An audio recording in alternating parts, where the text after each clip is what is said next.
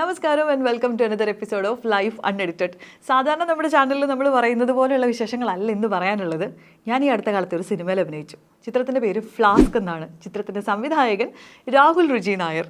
ചിത്രത്തിൽ നായകനായിട്ട് എത്തുന്നത് നമ്മുടെ സ്വന്തം സൈജു കുറുപ്പ്, സുരേഷ് കൃഷ്ണ, അതുപോലെ സിദ്ധാർത്ഥ് ഭരതൻ, ബാലചന്ദ്രൻ ചുള്ളിക്കാട്, ഇങ്ങനെ ഒട്ടേറെ പേര് നല്ല ഗംഭീര പെർഫോമൻസ് കാഴ്ചവെച്ചിട്ടുള്ള ചിത്രം തിയേറ്ററിലേക്ക് എത്താൻ ഒരുങ്ങുകയാണ്.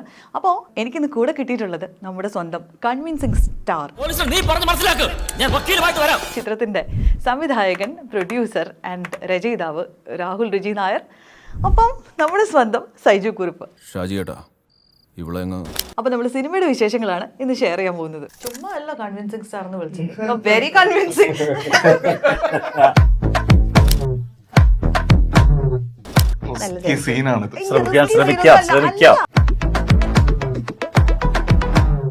സൈജേട്ടാ ഹായ്. സൈജേട്ടൻ ഹായ്.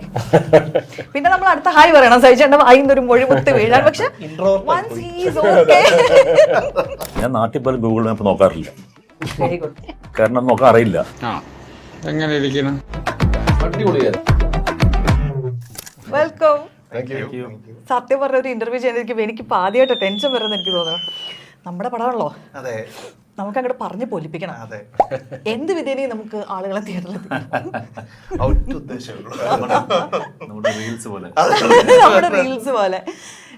അപ്പോൾ നമുക്ക് കപ്പിത്താനെന്ന് സ്റ്റാർട്ട് ചെയ്യാം.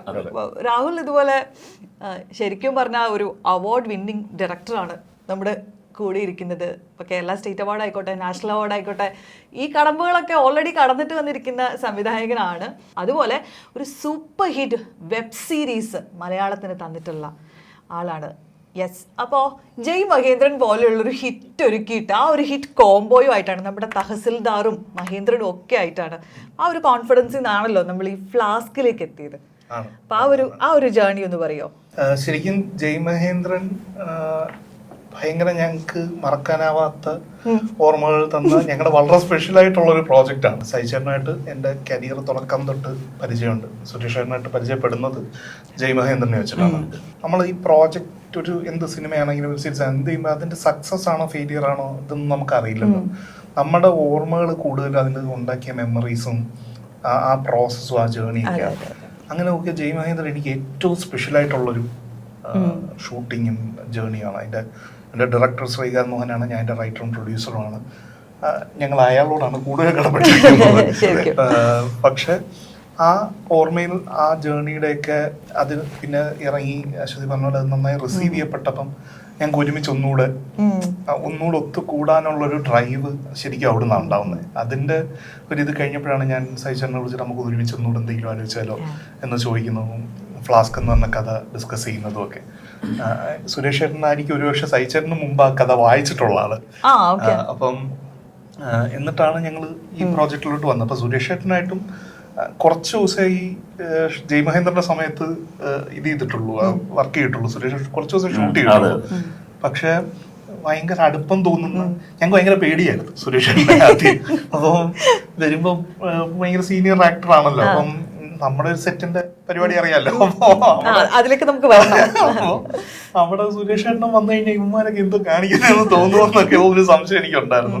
അപ്പൊ സുരേഷ് ചേട്ടൻ വരുന്നതിന് മുമ്പ് ഞാൻ എല്ലാവർക്കും ബ്രീഫ് ഒക്കെ കൊടുത്തിട്ടുണ്ട്. ഭംഗിയായിട്ട് പെരുമാറണം, രാവിലെ പോയി കുളിച്ചിരുത്തരുത്, എല്ലാവർക്കും ഇതൊക്കെ പറഞ്ഞു. പക്ഷെ സുരേഷ് ചേട്ടൻ വന്നിട്ട് ഈ പിള്ളേരുടെയൊക്കെ ഒരു ബെസ്റ്റ് ഫ്രണ്ട് എന്നൊക്കെ പറയുന്ന പോലത്തെ അതുപോലത്തെ ഒരു വൈബാണ് സുരേഷ് ചേട്ടൻ എല്ലാവർക്കും കൊടുക്കുന്നത്. ഒരാളടുത്തും അങ്ങനെ അസിസ്റ്റൻസിനോട് തോന്നും ദേഷ്യപ്പെടുകയോ അങ്ങനെയൊന്നുള്ള ഒരാളൊന്നും അല്ല. അപ്പൊ സുരേഷ് ചേട്ടൻ വന്ന് ഉണ്ടായിരുന്ന കുറച്ച് ദിവസം ഞങ്ങൾക്ക് ഭയങ്കര ഒരു സെലിബ്രേഷൻ ആയിരുന്നു.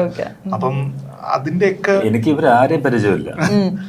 ഞാൻ ഫസ്റ്റ് വെബ് സീരീസ് ശ്രീകാന്താണ് എന്റെ അടുത്ത് പറയുന്നത് ആ പർട്ടിക്കുലർ റോളിലോട്ട് നമുക്ക് സുരേഷിനെ വിളിച്ചാലോ എന്ന് ചോദിക്കുന്നത്. ഞാൻ പുള്ളി പാടായിരിക്കും, നമ്മുടെ കൂടെ ഒക്കെ വർക്ക് ചെയ്തിട്ടുള്ള ആരെങ്കിലും വിളിച്ചപ്പോൾ ഞങ്ങള് അദ്ദേഹത്തിന്റെ ആക്ടിങ് വെച്ചിട്ടല്ല, ഞങ്ങളുടെ കൂടെ വർക്ക് ചെയ്യാൻ ഞങ്ങൾക്ക്.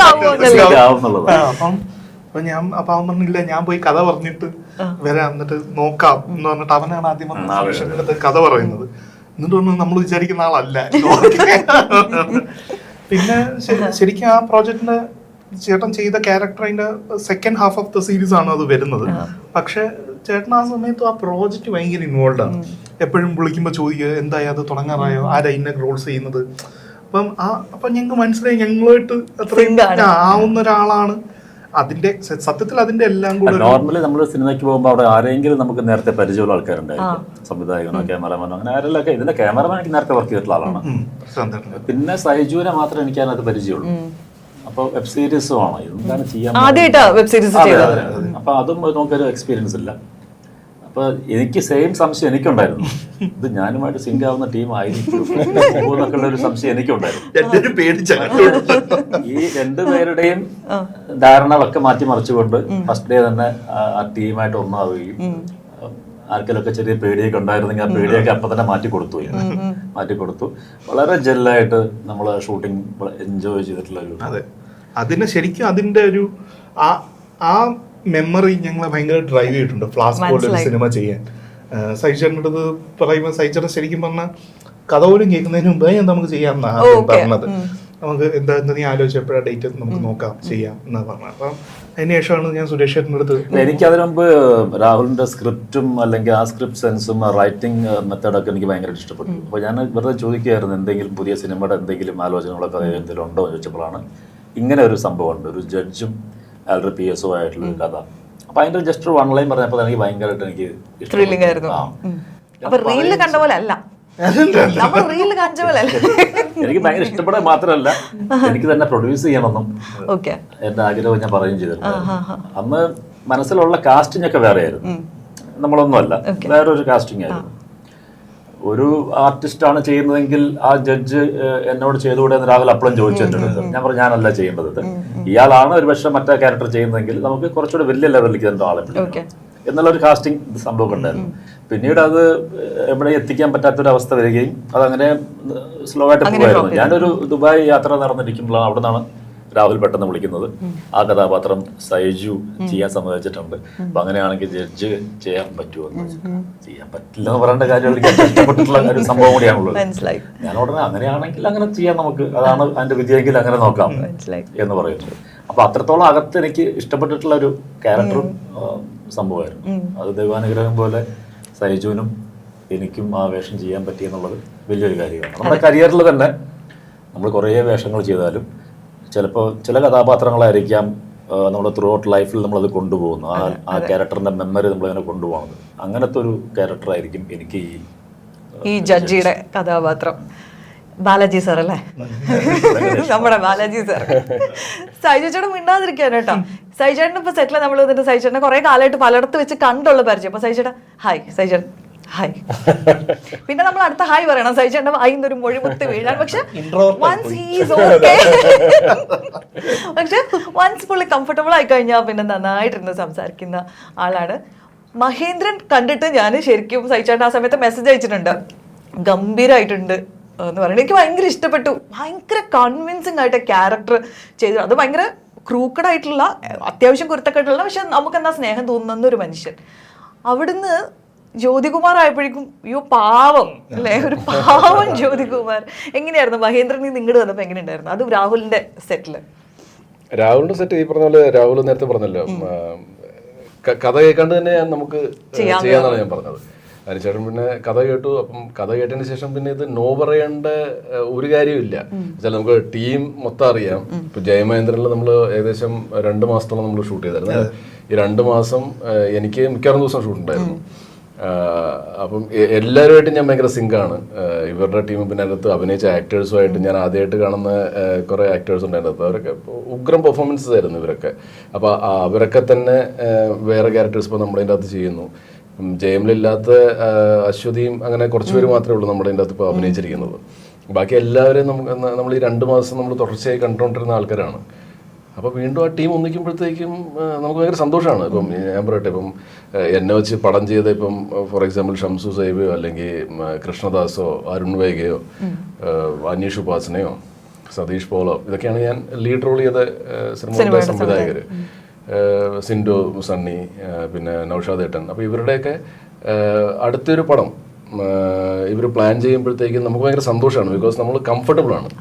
ഇനി ഈ പറഞ്ഞതിൻ്റെ അകത്ത് ആരെങ്കിലുമായിട്ട് കംഫർട്ടബിൾ അല്ലെങ്കിൽ ഡെഫിനറ്റ്ലി നമ്മളും ഒന്ന് ആലോചിക്കും. പക്ഷേ ഇവരുമായിട്ടൊക്കെ കംഫർട്ടബിൾ ആയിട്ട് നമുക്ക് സിനിമ തീർക്കാൻ പറ്റി. അതിൻ്റെ ബോക്സ് ഓഫീസ് റിസൾട്ട്സ് വിട്ടേക്കു. മെജോറിറ്റി സിനിമകളൊക്കെ അത്യാവശ്യം zone ൽ തന്നെ സേഫ് പോയിട്ടുള്ള സോണിൽ തന്നെ പോയിട്ടുണ്ട്. സോ അതിന്റെ സേഫ് സോണിൽ പോയത് കൊണ്ട് തന്നെ അതിന്റെ പ്രൊഡ്യൂസേഴ്സുമായിട്ട് ഇപ്പോഴും നല്ല ബന്ധമാണ്. ഒരുപക്ഷെ സേഫ് സോൺ അല്ലായിരുന്നെങ്കിൽ ചിലപ്പോൾ പ്രൊഡ്യൂസേഴ്സുമായിട്ട് അത്ര നല്ല ബന്ധം ആയിരിക്കണമെന്നില്ല. അത്ര നല്ല ഒട്ടും ഉണ്ടാവില്ല. അനുഭവം ബ്ലോക്ക് ചെയ്തിട്ട് സോ ഒരു റീസൺ പോലും ഇല്ലായിരുന്നു എനിക്ക് നോ പറയാം. പിന്നെ നമ്മൾ പണ്ടൊക്കെ ആക്ടേഴ്സ്, ഞാനൊക്കെ സിനിമ വരുന്നതിന് മുമ്പോട്ട് നമ്മൾ ആക്ടേഴ്സൊക്കെ ഇൻ്റർവ്യൂസിൽ പറഞ്ഞ നമ്മളൊരു എൻജോയ്മെൻ്റ് ആയിരുന്നു, നമ്മളൊരു ഫാമിലി പോലെയായിരുന്നു, നമ്മൾ പിക്നിക് പോലെയായിരുന്നു എന്നൊക്കെ. പക്ഷേ ആക്ച്വലി പിക്നിക് പോലൊന്നും ആയിരുന്നില്ല നമ്മൾ, ബിക്കോസ് നമ്മളവിടെ വർക്ക് ചെയ്തോണ്ടിരിക്കുകയാണല്ലോ. പിന്നെ കാട്ടിലായിരുന്നു നമ്മുടെ ഭൂരിഭാഗം shoot. But very satisfying days of shoot. ഉഗ്രൻ ആൾക്കാരും നമ്മുടെ ചുറ്റിനും, നല്ല എഫിഷ്യൻ്റ് ആയിട്ടുള്ള ആൾക്കാർ. ഇപ്പം നമ്മൾ നേരത്തെ സംസാരിക്കുമായിരുന്നു, രാഹുൽ അങ്ങനെ ഇറിറ്റേറ്റഡ് ആയിട്ട് കണ്ടിട്ടില്ല. അസിസ്റ്റൻസ്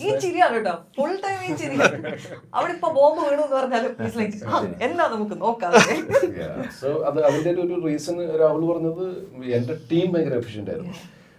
എല്ലാവർക്കും ഓരോ ജോലികൾ ഏൽപ്പിച്ചിട്ടുണ്ട്, ആ ജോലികൾ അവർ കൃത്യമായിട്ട് ചെയ്യുന്നു, ഇൻക്ലൂഡിങ് ദ ആക്ടേഴ്സ്. അപ്പോൾ പിന്നെ ഇതിൻ്റെ അകത്ത് ഇറിറ്റേഷനോ അല്ലെങ്കിൽ ദേഷ്യപ്പെടേണ്ട ആവശ്യം വരുന്നില്ല. പിന്നെ രാഹുലിന്റെ കയ്യിൽ ഇത് തീർക്കാനുള്ള ഫണ്ടുണ്ട്. നമ്മളിത് ഇനിയിപ്പം ഒരു 2 ദിവസം കൂടെ കൂടുതൽ വരും, നമ്മുടെ കയ്യിൽ ഫണ്ട് ഇല്ല എന്നൊക്കെ വരുമ്പോഴുള്ള പിന്നെ വേറെ പ്രൊഡ്യൂസർ ഓൾസോ. പക്ഷെ അത് കുഴപ്പമില്ലായിരുന്നു. He had enough fund to release this movie. മനസ്സിലായി. ഒരേ സമയം നമ്മൾ ഒരു ബിസിനസ് ചെയ്യുന്നുണ്ട്, അതിന്റെ കൂടെ you are a very creative person. ഇതെങ്ങനെ ബാലൻസ് ചെയ്യും? അത് അറിഞ്ഞൂടാ ശരിക്കും. അതങ്ങനത്തെ ഒരു ടീം ഉള്ളതുകൊണ്ടായിരിക്കാം. ഒരു പ്രൊഡക്ഷൻ സൈഡിൽ ഒരു 5 മിനിറ്റ് പോലും രാഹുൽ ഡിസ്കസ് ചെയ്ത് കണ്ടിട്ടില്ല ഞങ്ങൾ. ഇന്നത്തെ കോസ്റ്റ് എത്രയായി, എന്തുകൊണ്ട് ഇത്ര കൂടി, അല്ലെങ്കിൽ എന്തുകൊണ്ട് അത് വന്നില്ല അങ്ങനത്തെ ചർച്ചയൊന്നും.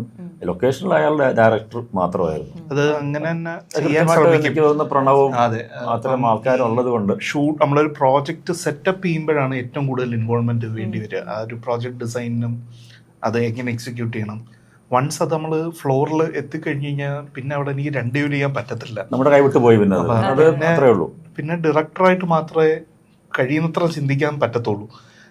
അപ്പം അവിടെ എനിക്കിപ്പോൾ അറിയായിരിക്കും നാളെ ഈ ലൊക്കേഷൻ കിട്ടത്തില്ല എന്ന് എൻ്റെ ബാക്ക് ഓഫ് ദ മൈൻഡ് ഉണ്ടെങ്കിലും ഞാൻ സ്റ്റിൽ അത് ആ പ്രഷറുണ്ട് എപ്പോഴും.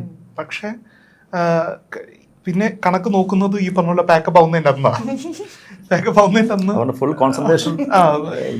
അപ്പം പിന്നെ ഈ ഒരു പ്രൊഡ്യൂസർ ആയത് ശരിക്കും ഒരു ആക്സിഡന്റൽ പ്രൊഡ്യൂസറാണ്, ശരിക്കും ഫിലിം മേക്കർ ആവാൻ ആഗ്രഹിച്ചത്. അപ്പം അന്ന് ഇത് ആരെയൊന്നും കൺവിൻസ് ചെയ്യാനൊന്നും പറ്റാതൊക്കെ വന്നു. അങ്ങനെ പിന്നെ എങ്ങനെയെങ്കിലും കടം വാങ്ങിച്ച് സിനിമ ചെയ്യാന്ന് വിചാരിച്ചു. അതാണ് ശരിക്കും പ്രൊഡക്ഷൻ എന്ന് പറഞ്ഞത് തുടക്കം. പിന്നെ ഒരു കൊമേഴ്ഷ്യൽ സിനിമ ചെയ്തത് കൊക്കോ എന്ന് പറഞ്ഞ സിനിമ എത്തിയപ്പോഴാണ് ഇച്ചിരിയും കൂടെ ബിഗർ ഇൻഡിപെൻഡന്റ് സിനിമ അല്ലാത്തൊരു സിനിമ. അന്ന് രജീഷ് ഷൈവായിട്ട് ആ സിനിമ ചെയ്തു. അപ്പോൾ കോവിഡ് വന്നു. ആ പടം ഇറങ്ങി 3 തിയേറ്ററെല്ലാം ഷട്ട് ഡൗൺ ആയി. അപ്പം പക്ഷെ ആ സിനിമയാണ് പിന്നീട് എനിക്കൊരു കൊമേഴ്ഷ്യൽ സിനിമ ചെയ്യാനുള്ള ഐഡന്റിറ്റിയും വിസിബിലിറ്റിയും ഒക്കെ ഉണ്ടാക്കിയത്. അപ്പം ആ സിനിമ പിന്നെ ഈ ചാനലിലും ഇതിലൊക്കെ വന്നപ്പോൾ ഭയങ്കര വൈഡ് അക്സെപ്റ്റൻസ് വന്നു. അപ്പം അതിന് നമുക്ക് അടുത്തൊരെണ്ണം ചെയ്യാം. അങ്ങനെ വളരെ ഗ്രാജുവലായിട്ടാണ് ഈ പ്രൊഡ്യൂസർ എന്നുള്ള പ്രോഗ്രസ്സും ഉണ്ടായിരിക്കുന്നത് കൂടുതലും. പക്ഷെ അതിന്റെ ആഗ്രഹം ഫിലിം മേക്കർ ആവണം എന്നുള്ളതായിരുന്നു. നമ്മൾ സംസാരിക്കുമ്പോൾ പറഞ്ഞിട്ടുണ്ട്, എഴുതാനാണ് ഏറ്റവും ഇഷ്ടമുള്ള, ഏറ്റവും എൻജോയ് ചെയ്യുന്ന പ്രോസസ് എഴുത്താണ്. മറ്റേത് കൂടുതലും നമ്മൾ ഓൺ സെറ്റ് ഒരുപാട് പേര് ഇൻവോൾവ് ചെയ്യുന്ന ഒരു വലിയ പ്രോസസ് അല്ലേ. എഴുത്തെന്ന് പറയുന്നത് കുറച്ചും കൂടെ പേഴ്സണൽ ആയിട്ടുള്ള ഒരു സ്പേസും അവിടെ. അതിന്റെ ഏറ്റവും വലിയ ഉദാഹരണമാണ് ജയ് മഹേന്ദ്രൻ. അത് അങ്ങനത്തെ ഒരു സ്ക്രിപ്റ്റ് എഴുതാൻ എളുപ്പമല്ല. ഈ തഹസിൽദാറിന്റെയും അല്ലെങ്കിൽ അത്തരം ഓഫീസുകളിൽ നടക്കുന്ന കാര്യങ്ങളൊക്കെ കണ്ട് ശരിക്കും ചിലപ്പോൾ അവിടെ തന്നെ ജോലി ചെയ്ത ആളെ പോലെയാണ് അത് എഴുതിയിട്ടുള്ളത്. എനിക്കൊരു മൈൻഡ് ബ്ലോയിങ് സ്ക്രിപ്റ്റ് ആയിട്ടാണ് ഫീൽ ചെയ്തത്. ഞാൻ ഷൂട്ടിംഗ് തുടങ്ങിയിട്ട് ഒരു 3 ദിവസം കഴിഞ്ഞിട്ടാണ് എനിക്ക് വായിക്കാൻ അവസരം കിട്ടുന്നത്. അവസരമല്ല, എൻ്റെ കയ്യിൽ തന്നെ ഇരിപ്പുണ്ടായിരുന്നു. സിറ്റിംഗ് ഓൺ ഇറ്റ്, വായിക്കുന്നില്ലായിരുന്നു. പിന്നെ അതൊന്ന് വായിച്ചേക്കാം. ചില സീൻസ് എടുക്കുമ്പോഴത്തേക്കും ഭയങ്കര രസകരമായ സീൻസ്, നമ്മൾ ഓരോ സീൻ വായിക്കുമ്പോഴത്തേക്കും എന്നാൽ പിന്നെ ഇത് മൊത്തം വായിച്ചേക്കാന്ന് വിചാരിച്ചു. അപ്പോൾ ആക്ച്വലി ഇതിൻ്റെ ഒരു 3rd എപ്പിസോഡ് വരെ എനിക്ക് ഏകദേശം ധാരണയുണ്ട് ഇങ്ങനത്തെ സാധനങ്ങളൊക്കെ ആണെന്ന്. പിന്നെ ഈ 4th എപ്പിസോഡ് ഓൺവേർഡ്സ് ഇയാളെ സസ്പെൻഡ് ചെയ്യുമല്ലോ മഹേന്ദ്രനെ. അതിനുശേഷം ഇതിന്റെ ഒരു കയറ്റമിറക്കമുണ്ട് ഈ കഥയുടെ. ഞാൻ ഓർക്കുമായിരുന്നു രാഹുൽ, ഞാൻ അല്ല വിചാരിച്ചു, പക്ഷെ ഇത്രയും ഞാൻ വിചാരിച്ചില്ല ഇത്രയും ഭീകരമാണല്ലോ. ഞാൻ അപ്പൊ തന്നെ വണ്ടിയിലിരുന്ന് തന്നെ വിളിച്ച് ഞാൻ പറഞ്ഞു, രാഹുൽ ഇത് അടിപൊളി സ്ക്രിപ്റ്റ് ആണല്ലോ. അപ്പൊ രാഹുലിലൊക്കെ ഓർക്കുന്നുണ്ടായിരുന്നു, അതുകൊണ്ടല്ല നമ്മൾ ഇത് എടുക്കുന്നത്. Average script. സോ പിന്നെ ശ്രീകാന്ത് മോഹനെ പറ്റി നമ്മുടെ ക്രിയേറ്റീവ് ഡയറക്ടർ ക്ലാസ്സിൽ അറിയാലോ. Srikanth another talented guy and very peace loving guy. ഇതേപോലെ തന്നെ രാഹുൽ പിന്നെയും എനിക്ക് തോന്നുന്നത് എന്താണ് സംസാരത്തിലെങ്കിലും കുറച്ച് കൂടുതൽ ഒച്ചയൊക്കെ ഉണ്ടാക്കുമായിരിക്കും, ബഹളം ഉണ്ടാക്കുമായിരിക്കും. പക്ഷെ ശ്രീകുട്ടൻ അത്രയും പോലും ഇല്ല. വെരി അല്ലെ വെരി കൃത്യമായിട്ട് ഒരു അമ്മ പെറ്റ മക്കളെ പോലെ എല്ലാറ്റിനും ഒരേ സ്വഭാവമാണ്. ശരിക്കും സെറ്റിൽ ഇപ്പോൾ വർക്ക് ചെയ്യുമ്പോൾ ഞാൻ വളരെ കുറച്ച് സിനിമകളെ ചെയ്തിട്ടുള്ളൂ, പക്ഷെ എന്നാലും ആ ഒരു എക്സ്പീരിയൻസ് എനിക്കിപ്പോഴും തോന്നിയിട്ടുള്ളത് എല്ലാം ഓൺ ടൈമിൽ നടക്കുന്നുണ്ട്. അനാവശ്യമായിട്ട് ഒരുപാട് ടേക്കുകളൊന്നും പോകുന്നില്ല. ഹി നോസ് എന്താ എനിക്ക് വേണ്ടെന്നുള്ളത് ആൾക്ക് കറക്റ്റായിട്ട് അറിഞ്ഞിട്ട് ചെയ്യുന്ന ഒരു കാര്യം. അല്ലാതെ ആ പോകുന്നിടത്തോളം പോട്ടെ അങ്ങനെയൊന്നുമല്ല. ക്രൂ അങ്ങനെയാണ്. ഒരു കൺഫ്യൂഷനും ഒരു ഷോട്ടിനിടയിൽ ഉണ്ടായിട്ടില്ല. നമ്മൾ ചാർട്ട് ചെയ്തതിനേക്കാളും 2 ദിവസം നേരത്തെ ഷൂട്ട് തീർത്തതാണ് ഈ പടം. അതെ. അപ്പൊ ഇവര് ഒന്ന് കാട് കയറാൻ പോകുന്നുണ്ട്. കാട് കയറി കഴിഞ്ഞാൽ പിന്നെ നമ്മളില്ല. ഞാൻ കാട് കയറുന്നതിന് മുന്നേ വരെയുള്ളൂ. പക്ഷെ ഇടയ്ക്ക് ഉണ്ട്, സംഭവമുണ്ട്. പക്ഷെ കാട്ടിൽ പോയില്ല. ഒരു കാട് അതിന് മുന്നേ കാട് അന്വേഷിച്ചൊരു നടപ്പുണ്ടായിരുന്നു. കാട് കണ്ടു കിട്ടുക എന്ന് പറയുന്നത് കാട്ടില് ഷൂട്ട് ചെയ്യാന്ന് പറയുന്നത് എന്താ വെച്ചാല് കാട് ഒരുപാട് നമ്മുടെ പടത്തിന്റെ സെക്കൻഡ് ഹാഫ് മെജോറിറ്റി ഒരു കാട്ടിനകത്താണ്. അപ്പൊ ഈ കാട് ഒരു സ്വഭാവം ഒരു ടെറൈൻ ആവാൻ പാടില്ല. കാരണം ഇവര് പല പല സ്ഥലങ്ങളിലൂടെ ഇവര് സഞ്ചരിക്കുന്നുണ്ട്. അപ്പം ആ ട്രാവൽ ചെയ്യുന്ന അത്രയും ടെറൈൻസും മാറുക എന്നുള്ളൊരു ആവശ്യം ഉണ്ടല്ലോ. അല്ലെങ്കിൽ നമുക്ക് ഒരു സ്ഥലം പോലെ തന്നെ തോന്നും, ട്രാവൽ കിട്ടത്തില്ല. അങ്ങനെയാണ് ഒരുപാട് സ്ഥലങ്ങൾ നോക്കുന്നു, പെർമിഷൻ കിട്ടുന്നില്ല. കാരണം ഫസ്റ്റ് ഷെഡ്യൂൾ കഴിഞ്ഞിട്ടാണ് ഈ കാട്. അപ്പൊ അശ്വതി എന്റെ അടുത്ത് വന്ന് ഞാനൊന്ന് അന്വേഷിക്കണോ എവിടെയെങ്കിലും. അശ്വതിക്ക് ടെൻഷനായി, കാരണം അടുത്ത 4 ദിവസം കഴിഞ്ഞ് ഷൂട്ട് തുടങ്ങണം. അപ്പൊ എന്നെ വിളിച്ച് കാടെന്തായി, ഞാൻ പറഞ്ഞില്ല കായിട്ടില്ല. അല്ല ഇത് നിങ്ങക്ക് തുടങ്ങണ്ടേ ഇപ്പൊ വേണ്ട. ഞാൻ പറഞ്ഞ ഞാൻ അന്വേഷിച്ചോണ്ടിരിക്കുവാണ്. പക്ഷെ എന്തായാലും എത്തിപ്പെട്ടത് നമുക്ക് വേണ്ട എല്ലാ സ്ഥലങ്ങളും എല്ലാം ഒരുമിച്ച് കിട്ടി എന്നുള്ളത്. എനിക്ക് ഒരേ റിക്വസ്റ്റ് ഉണ്ടായിരുന്നുള്ളൂ, അട്ടയില്ലാത്ത ഒരു കാട് കണ്ടുപിടിക്കണം. ഇവര് ആദ്യം കണ്ട അട്ടയുള്ള എല്ലാരും ഓരോ അട്ട കടിച്ചിട്ടുണ്ട്. എനിക്ക് അട്ടകടി വലിയ പേടിയാണ്. അപ്പം രാഹുൽ പറഞ്ഞു, ചേട്ടാ അവിടെ ആനയൊക്കെ കാണുന്നു. ഞാൻ ആനയെ കാണാമല്ലോ, അത് ഓടി മാറാ. ഇത് അറിയില്ല സാധനം കയറി കടിച്ചു. കാട്ടിലെ ഷൂട്ടിംഗ് എക്സ്പീരിയൻസ് എങ്ങനെ ഉണ്ടായിരുന്നു? അടിപൊളിയായിരുന്നു. ഒന്നാമത് ഷൂട്ട് പെട്ടെന്ന് നടന്നു പോകും. ആസ് എ പ്രൊഡ്യൂസർ രാഹുൽ ഇടയ്ക്ക് ഇങ്ങനെയൊക്കെ റേഞ്ച് പിടിക്കാൻ നോക്കാറുണ്ട്. ട്രാൻസാക്ഷൻ ചെയ്യണമല്ലോ, അപ്പൊ അക്കൗണ്ട് ആഡ് ചെയ്യണം, ട്രാൻസാക്ട് ചെയ്യണം. അപ്പൊ അതിനൊക്കെ ഇടയ്ക്ക് ഡയറക്ഷന്റെ ഇടയ്ക്ക്. പിന്നെ നമ്മള് ജാനുവരി ആയിരുന്ന കാരണം പിന്നെ കാടുമാണ്. അപ്പൊ നല്ല ചൂടൊന്നുമില്ലായിരുന്നു. അതെ, അതൊരു കാടിന്റെ അതിന്റെ ചലഞ്ചസ് ഉണ്ട്. നമ്മൾ ഷൂട്ട് ചെയ്യുമ്പോൾ ഇത്രയും നമ്മുടെ ഒരു വലിയ ക്രൂ ആയിരുന്നു. നമ്മൾ 100-110 പേര് ആവറേജ് ഉണ്ടായിരുന്നു ആ സമയത്തൊക്കെ ക്രൂ തന്നെ. അപ്പൊ അത്രയും ആളുകളെ അവിടെ ഡെയിലി വന്നാലും നമ്മുടെ ഇപ്പൊ ഒന്ന് കാരവനിൽ പോയി ഡ്രസ്സ് മാറണമെങ്കിൽ ഓൾമോസ്റ്റ് ഒരു 40 മിനിറ്റ് എടുക്കും ഈ പോയി വരാൻ തന്നെ. ഉണ്ടായിരുന്നു, മാവോയിസ്റ്റുകളായിട്ടൊക്കെ കുറച്ച് പേര് അഭിനയിച്ചിട്ടുണ്ട്. വേറെ മെയിൻ ലീഡ് ക്യാരക്ടേഴ്സ് ഉണ്ടായിരുന്നില്ല, ബാക്ക്ഗ്രൗണ്ട് ആളുകൾ ഉണ്ടായിരുന്നു. പക്ഷെ അപ്പം ഈ ആദ്യത്തെ ദിവസങ്ങളിലൊക്കെ ഇവര് പോയി ചേഞ്ച് ചെയ്ത് വരണമെങ്കിൽ 45 മിനിറ്റ് എടുക്കും. അപ്പം ലാസ്റ്റ് ഒക്കെ ആയപ്പോ ഞാൻ സുരേഷിന്റെ അടുത്ത് പറഞ്ഞു, ചേട്ടാ ഈ വലിയ മരം കണ്ടോ, അതിന്റെ പുറകെ ഞാൻ ഒരു കൈ വെച്ചിട്ടുണ്ട്, അവിടെ പോയി നമുക്കും അത്ര നേരം പോകാൻ മടിയാ. ഇവിടെ ആണെങ്കിൽ ഒന്ന് ആ ഗ്യാപ്പിൽ പോയി കുറച്ചു നേരം ഫോണൊക്കെ നോക്കി ആർക്കെല്ലാം ഫോൺ ചെയ്ത് വരാൻ. ഇത് അതുമില്ല, അവിടെ പോയിട്ട് കാര്യമില്ല. ഫോൺ ചെയ്യാനും ഇതില്ല, ഈ വോക്കി ടോക്കി മാത്രമേ ഉള്ളൂ അവിടെ കമ്മ്യൂണിക്കേറ്റ് ചെയ്യാൻ. അപ്പൊ അതിൻ്റെതായ ഒരു ഡിഫിക്കൽട്ടി ഉണ്ടായിരുന്നു. പക്ഷെ ഈ കാർഡ് പിന്നെ നമ്മൾ വിചാരിക്കുന്ന ഷൂട്ട് ചെയ്യാൻ അത്ര എളുപ്പമല്ല. ഏത് കാർഡ് ഷൂട്ട് ചെയ്താലും, കാരണം പെട്ടെന്ന് ലൈറ്റ് ചേഞ്ച് ചെയ്യും, പെട്ടെന്ന് ഇരുട്ട് വരും, നമ്മൾ വിചാരിക്കാത്ത കാര്യം പ്രഡിക്റ്റബിൾ അല്ല. അപ്പൊ അതുകൊണ്ട് തന്നെ നമുക്ക് നമ്മളെല്ലാം ഷോട്ടൊക്കെ സെറ്റപ്പ് ചെയ്യുമ്പോഴായിരിക്കും ശരിക്കും ഭയങ്കര, ഞാൻ ശരിക്കും ഇവരോട് ഭയങ്കര താങ്ക് യു പറയേണ്ട ഒരു ഓപ്പർച്യൂണിറ്റി കൂടാണ് ഇത് സിദ്ധാർത്ഥേട്ടൻ്റെ അടുത്തും. കാരണം ഇവര് 3 പേരും അതുപോലെ എനിക്ക് എന്റെ ഒപ്പം നിന്നിട്ടുണ്ട്. അല്ലെങ്കിൽ ഈ പറഞ്ഞ 2 ദിവസം അല്ല, ഒരു 10 ദിവസം കൂടുതൽ എടുത്താലും ഇത് ചിലപ്പോൾ തീരത്തുള്ളായിരുന്നു. കാരണം നമുക്ക് അങ്ങനത്തെ ചലഞ്ചസ് ഉണ്ട്, ലോജിസ്റ്റിക് ചലഞ്ചസ് ഉണ്ട്. എത്തിപ്പെടാൻ, ഇത്ര ആളുകൾ എത്തിപ്പെടാൻ, പിന്നെ ഒരു ഫുഡ് കഴിക്കണമെങ്കിൽ ഇത്രയും സ്ഥലത്ത് നിന്ന് ആളുകൾ വന്ന് ഫുഡ് കഴിച്ച് തിരിച്ചു വരാൻ നമ്മളൊരു സാധാരണ സ്ഥല സെറ്റ് ബ്രേക്ക് ചെയ്യുന്നതിലും പാടാണല്ലോ ഒരു ഇങ്ങനത്തെ സ്ഥലങ്ങൾ. അപ്പൊ അതിൻ്റെതായ ലോജിസ്റ്റിക്സ് ഡിഫിക്കൽട്ടീസ് ഉണ്ട്. പക്ഷെ നമ്മുടെ പ്രൊഡക്ഷൻ ടീം അത് നല്ലതായിരുന്നു. അതിനൊക്കെ അതിജീവിച്ച് നമ്മളതിനെ അതിജീവിച്ചു. വേറൊരു കാര്യം ചോദിക്കട്ടെ, ഇപ്പം ഇത്ര ദിവസം ഫോണൊന്നും ഉണ്ടായിരുന്നില്ല, അല്ലെങ്കിൽ നമുക്ക് അങ്ങനെ വൈഫൈ ഒന്നും കിട്ടുന്നില്ല. പക്ഷെ നമ്മളിപ്പോ എന്ന് വെച്ചാൽ ഡെയിലി ഇത് സ്ക്രോൾ ചെയ്യാത്തൊരു പരിപാടി ഇല്ലാത്തൊരു ഇതാണല്ലോ. പെട്ടെന്ന് ഇതിന്ന് കട്ട് ചെയ്ത് മാറിയപ്പം അതെങ്ങനെ ഫീൽ ചെയ്ത്? വലിയ ബുദ്ധിമുട്ടായിരുന്നു. നല്ല എനിക്ക് ഭയങ്കരമായിട്ട് അത് അതെനിക്ക് മനസ്സിലായി. കാരണം എന്ന് വെച്ചാല് എനിക്കൊരു ഇത് പഠിക്കാനുണ്ടായിരുന്നു. ഞാൻ ഈ സാധനം ചെയ്യുന്ന ഒരു പരിപാടി. അപ്പൊ അത് ഭയങ്കര സിനിമയില് സിനിമയ്ക്ക് വേണ്ടി ആ നിങ്ങളുടെ സീനിലുണ്ടല്ലോ പാടുന്ന അതുപോലത്തെ ഒരു ഐറ്റം ഇവിടെ ഉണ്ടായിരുന്നു. അപ്പൊ ഇത് കുറച്ച് പാടാണ്, ഇത് ഭയങ്കര ഫാസ്റ്റ് ആവുന്നത്. അത് നമ്മള് പാട്ട് അല്ല വെറുതെ പോലും പാടാൻ അറിയില്ല. അപ്പൊ അതിനിടയ്ക്കാണ് ഈ സാധനങ്ങള്. അപ്പൊ എനിക്ക് രാഹുൽ നേരത്തെ വന്നു. മറ്റേത് വീട്ടിൽ വെച്ചെടുത്തത് ആണ് പണി തന്നത്. അതായത് തലേദിവസം അയച്ചിട്ട് ഇതൊന്ന് പഠിച്ചേക്കാൻ വൈകുന്നേരം ഷൂട്ട് ചെയ്യണമെന്ന് പറഞ്ഞ് അത് പിന്നെ അതെങ്ങനെയൊക്കെ മാനേജ് ചെയ്തു. അതിനകത്ത് പറയുന്നുണ്ടോ സ്വരസ്ഥാനങ്ങളൊന്നും ശരിയല്ല. ഇത് എന്നിട്ട് രാഹുലിക്ക് നേരത്തെ വന്നു. അപ്പൊ ഞാനിത് പഠിക്കാന്ന് പറഞ്ഞിട്ട് വെച്ചിരിക്കുകയാണ്. അവിടെ ഇതില്ലാഞ്ഞുകൊണ്ട് ഞാൻ യു വോണ്ട് ബിലീവ് ഒരു 2 ആഴ്ച മുമ്പ് എനിക്ക് തന്നാണ്. ഈ 2 ആഴ്ച ഞാൻ പഠിക്കാണ്ട് അവിടെ കാരവാനിൽ ഒരു ദിവസം ഞാൻ ഇരിക്കുമ്പോഴത്തേക്കും ഞാൻ 2 മണിക്കൂർ കൊണ്ട് ഈ സാധനം പഠിച്ചു. And I become very confident. Last ഞാൻ പെർഫോം ചെയ്ത് കഴിഞ്ഞപ്പോഴത്തേക്കും എടുക്കുന്നില്ല എന്ന് പറഞ്ഞു.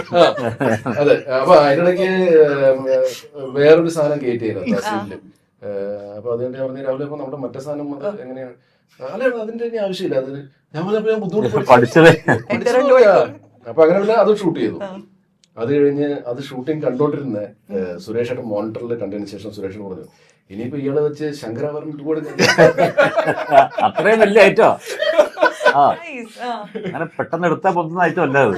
അത് വളരെ ഭംഗിയായിട്ട് അത് എഡിറ്റ് ചെയ്ത് കഴിഞ്ഞ പടം കണ്ടല്ലോ അല്ലേ? നമ്മൾ ആക്ച്വലി നല്ല കറക്റ്റ് സിങ്ക് ആയിരുന്നു. ആക്ച്വലി അതിപ്പോ സിനിമ കേൾക്കുന്നത് സൈചേട്ടൻ എന്ന ശബ്ദത്തിലാണ്. ഇന്നലെ ഞെട്ടി സൈചേട്ടന്റെ ശബ്ദത്തില്ല എന്ന് വെച്ചാൽ ഞാൻ ഉപയോഗിച്ചിട്ട് ആ പാടിയേക്കുന്നത് സൈചേട്ടന്റെ ശബ്ദത്തിലാക്കിയിട്ടുണ്ട്. കരുതിരുന്നു ഐറ്റം മാറി. അല്ലെങ്കിൽ ഇപ്പൊ ഏറ്റവും ലേറ്റസ്റ്റ് ആയിട്ടുള്ള ടെക്നോളജി ആയിക്കോട്ടെ, സംവിധാനങ്ങളായിക്കോട്ടെ, അത് ഉപയോഗിക്കുന്ന കാര്യത്തില് രാഹുലിന്റെ കഴിവ് നമ്മള് പ്രത്യേകിച്ച് പറയേണ്ട കാര്യമില്ല. ബിക്കോസ് നമ്മള് ചുള്ളിക്കാട് സാറിനെ കൊണ്ട് വരെ റീൽ എടുക്കും. അപ്പൊ ഇത് ആരുടെ ആയിരുന്നു? ശ്രീകാന്തിന്റെ ആയിരുന്നോ അതോ രാഹുലിന്റെ ആയിരുന്നോ? അത് ശരിക്കും അല്ല, ഐഡിയ എന്റെ ആയിരുന്നു. അത് ഞങ്ങള് രണ്ടുപേരും കൂടെ ആദ്യം ഒരു റീല് ചെയ്യാം, ജയ് മഹേന്ദ്രന്റെ കോണ്ടാക്ട് വെച്ചിട്ട് ഇത് പറയാം, നീ എഴുതി നീ എന്നെ അഭിനയിച്ച എന്ന് പറഞ്ഞിട്ട്. അപ്പം അത് കഴിഞ്ഞാണ് സുരേഷ് ഏട്ടൻ വരുന്നത് പ്രോജക്റ്റ് ഇന്നാവുന്നത്. അപ്പം അങ്ങനെ നീ ഒരെണ്ണം സുരേഷ് ഏട്ടനെയും കൊണ്ട് ചെയ്യിച്ച. എന്നിട്ട് നമ്മൾ പടം അനൗൺസ് ചെയ്യുന്നു. അപ്പൊ 2 മെയിൻ ആക്ടേഴ്സ്. പക്ഷെ ഈ 2 റീലിന് ഭയങ്കര റീച്ച്, ഭയങ്കര ഇതും വന്നു. അത് ഇന്നിപ്പോ നമ്മള് പല ഇന്റർവ്യൂസിന് പോകുമ്പോ അവര് ചോദിക്കുന്നുണ്ട് ഇത് പുതിയതായിരുന്നല്ലോ. ശരിക്കും തന്നെ ഒരു പ്രൊഡ്യൂസർ എന്നുള്ള രീതിയിൽ, ഫിലിം മേക്കർ എന്നുള്ള രീതിയിൽ തന്നെ പറയാം, പ്രൊഡ്യൂസറിനേക്കാൾ കൂടുതൽ സിനിമ ചെയ്യുന്നതിലും ഇപ്പൊ കൂടുതൽ കൺസേണിംഗ് ആണ് സിനിമ എങ്ങനെ മാർക്കറ്റ് ചെയ്ത് ഒരു ഒരു ഒരു പോയിന്റിലേക്ക് എത്തിക്കുക എന്ന് പറയുന്നത്. കാരണം അത് ഞാൻ ആസ് എ ഫിലിം മേക്കർ അതെന്നെ ഭയങ്കരമായിട്ട് what keeps me അവേക്ക് at night എന്ന് വെച്ചാൽ അതാണ്. ആ സിനിമ എങ്ങനെ ചെയ്യുന്നു എന്നുള്ളതല്ല, ബിക്കോസ് അത് നമുക്ക് കുറച്ചും കൂടി ഇപ്പം നമ്മുടെ കൺട്രോളിലാണ്. പക്ഷെ നമ്മുടെ ഒരു ഇപ്പം not a big star film അല്ല. അപ്പം അങ്ങനെ അല്ലാത്തൊരു സിനിമ എങ്ങനെ മാർക്കറ്റ് ചെയ്യാം? നമ്മളിപ്പോൾ ചെയ്തുകൊണ്ടിരിക്കുന്ന എല്ലാ കാര്യങ്ങളും അതേ തന്നെ ചെയ്ത് കഴിഞ്ഞാൽ നമ്മൾ ഈ അറ്റൻഷൻ എക്കണോമി എന്ന് പറയുന്ന ഒരു സ്ഥലത്ത് നമുക്ക് ഒട്ടും വിസിബിലിറ്റി ഉണ്ടാവില്ല. അപ്പം ഇത് ആ 2 റീല് ഞങ്ങൾക്ക് ഭയങ്കരമായ ഒരു റീച്ച് തന്നു. ഞങ്ങൾക്ക് തന്നെ ഭയങ്കര കോൺഫിഡൻസ് തന്നു. ഇപ്പം സൈചാന്റെ റീലാണ് ആദ്യം ചെയ്തത്, അത് കഴിഞ്ഞ് സുരേഷന്റെ ചെയ്തു. ഇത് ഈ റീലിനേക്കാൾ റീച്ച് വന്നു ഇതിന്, സുരേഷന്റെ ചെയ്തു. അപ്പൊ ആളുകൾ ഇതിനെ കണക്ട് ചെയ്യാൻ തുടങ്ങി ഒരു ത്രെഡ് പോലെ. അപ്പൊ നമുക്ക് തോന്നി ഇതൊരു ഫണ്ണാണല്ലോ, നമുക്കിത് ത്രൂ ഔട്ട് ചെയ്ത്. ഫ്ലാസ്ക് എന്നുള്ള ടൈറ്റിൽ ജനങ്ങളിലേക്ക് ഭയങ്കരമായിട്ട് റീച്ച് ചെയ്തു. അതിന് ഈ റീൽസ് ഭയങ്കര ഗുണകരമായിരുന്നു. ഇപ്പൊ കുറെ ആൾക്കാർ അതിനെ കോപ്പി അടിക്കുന്നുണ്ട്. കുറെ സിനിമ ഇപ്പൊ അങ്ങനെ ആ ഐഡിയ ഇതാണ്, നമുക്ക് എന്തെങ്കിലും ഈ നോയ്സിൽ സ്റ്റാൻഡ് ഔട്ട് ചെയ്യാൻ പറ്റുന്ന പുതിയ കാര്യങ്ങൾ. അത് ഒരുപക്ഷെ ഇവരൊക്കെ ആയതുകൊണ്ടാണ് എനിക്കത് പറയാൻ പറ്റുന്നത്. എനിക്കറിയാം ഇവര് അതിനെ സ്പോട്ടിംഗ്ലി എടുക്കും എന്നുള്ളത്. പക്ഷെ ചുള്ളിക്കാട് സാറിന്റെ അടുത്ത് പറയാൻ എനിക്ക് പേടിയുണ്ടായിരുന്നു. അപ്പം ചുള്ളിക്കാട് സാർ ഇത് എങ്ങനെ എടുക്കുമെന്ന് എനിക്ക് അറിഞ്ഞൂടല്ലോ. അപ്പം ഞാൻ പറഞ്ഞ സൈച്ചറിന്റെ അടുത്ത് വന്ന് നാളെ സാറ് വരും, എന്റെ ഇങ്ങനെ ഒരു ഐഡിയ ഉണ്ട്, അപ്പൊ ഒന്ന് ഞാൻ ഒന്ന് പറയാന്ന് സൈച്ചേട്ടൻ ആദ്യം പറയുന്നത്. സൈച്ചേട്ടൻ ചുള്ളിക്കാട് സാറിന്റെ അടുത്ത് പറഞ്ഞു. അപ്പം എന്നിട്ട് എന്റെ അടുത്ത് പറഞ്ഞു ഓക്കെ ഇനി നീ ചോദിച്ചാൽ നടക്കാം. ചുള്ളിക്കാട് സാറിന്റെ പക്ഷെ എടുത്തു കഴിഞ്ഞ് പുള്ളിയുടെ എക്സൈറ്റ്മെന്റ് കണ്ടപ്പോഴാണ് പുള്ളി ഇത് ഭയങ്കരമായിട്ട് എൻജോയ് ചെയ്ത്. എല്ലാവരും actually. അതെ അതെ. എടുത്ത ശേഷവും പുള്ളിക്ക് ഇതിന്റെ റീച്ചിനെ പറ്റിയൊന്നും പുള്ളിക്ക് ഒരു ധാരണ ഇല്ല. എനിക്ക് ഇടയ്ക്കിടയ്ക്ക് എനിക്ക് മെസ്സേജ് പറയായിരുന്നു, അശ്വതി അറിഞ്ഞോ നമ്മുടെ ഇത് എന്നെ വിളിക്കും, എന്നെ ഇടയ്ക്കിടയ്ക്ക് വിളിക്കും. അത് നമ്മുടെ ഇത് 6 lakhs കഴിഞ്ഞു ഞെട്ടിയിട്ടൊക്കെ. ബിക്കോസ് പുള്ളി ഈ ഒരു വിസിബിലിറ്റി പുള്ളിക്ക് അത്ര ഫെമിലിയർ അല്ലല്ലോ. സത്യം പറഞ്ഞു കഴിഞ്ഞാൽ സാർ ഇടയ്ക്ക് സാറിന്റെ അവിടെ നിന്നിട്ട് പറയായിരുന്നു, ഞാൻ ഇടയ്ക്ക് എയർലൈൻ എന്നൊക്കെ ആൾക്കാർ പറയുന്നുണ്ട്, ഇങ്ങനെയുള്ള പുതിയ ടേംസ് ഇങ്ങനെ ആൾക്കാർ സംസാരിക്കുന്നുണ്ട്, ചർച്ച ചെയ്യുന്നുണ്ട്. ഇതൊക്കെ പുള്ളിക്ക് അത് അറിയുമ്പോ ആൾക്കാർ ഭയങ്കര സർപ്രൈസിംഗ് ആണ്. അദ്ദേഹം അത് ഭയങ്കരമായിട്ട് എൻജോയ് ചെയ്യാൻ തുടങ്ങി, നമ്മളെ പോലെ തന്നെ എൻജോയ് ചെയ്യാൻ തുടങ്ങി.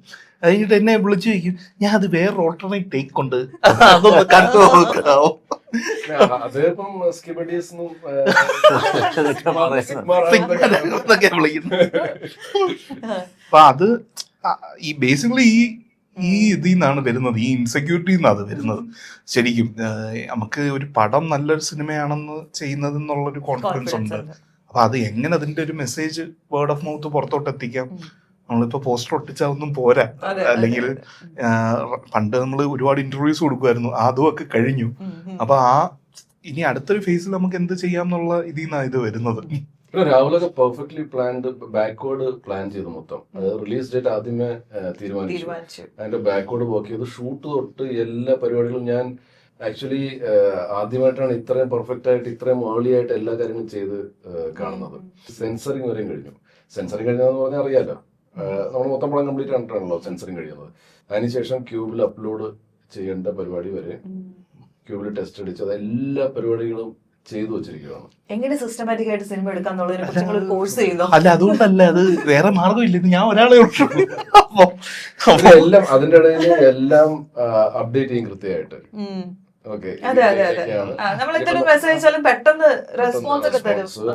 അതിന്റെ ഇടയ്ക്ക് ബോംബെയില് പോണ്ടി വന്നു അവാർഡ് മേടിക്കാൻ. അതിന്റെ കാര്യം പ്രത്യേകം പറയണം.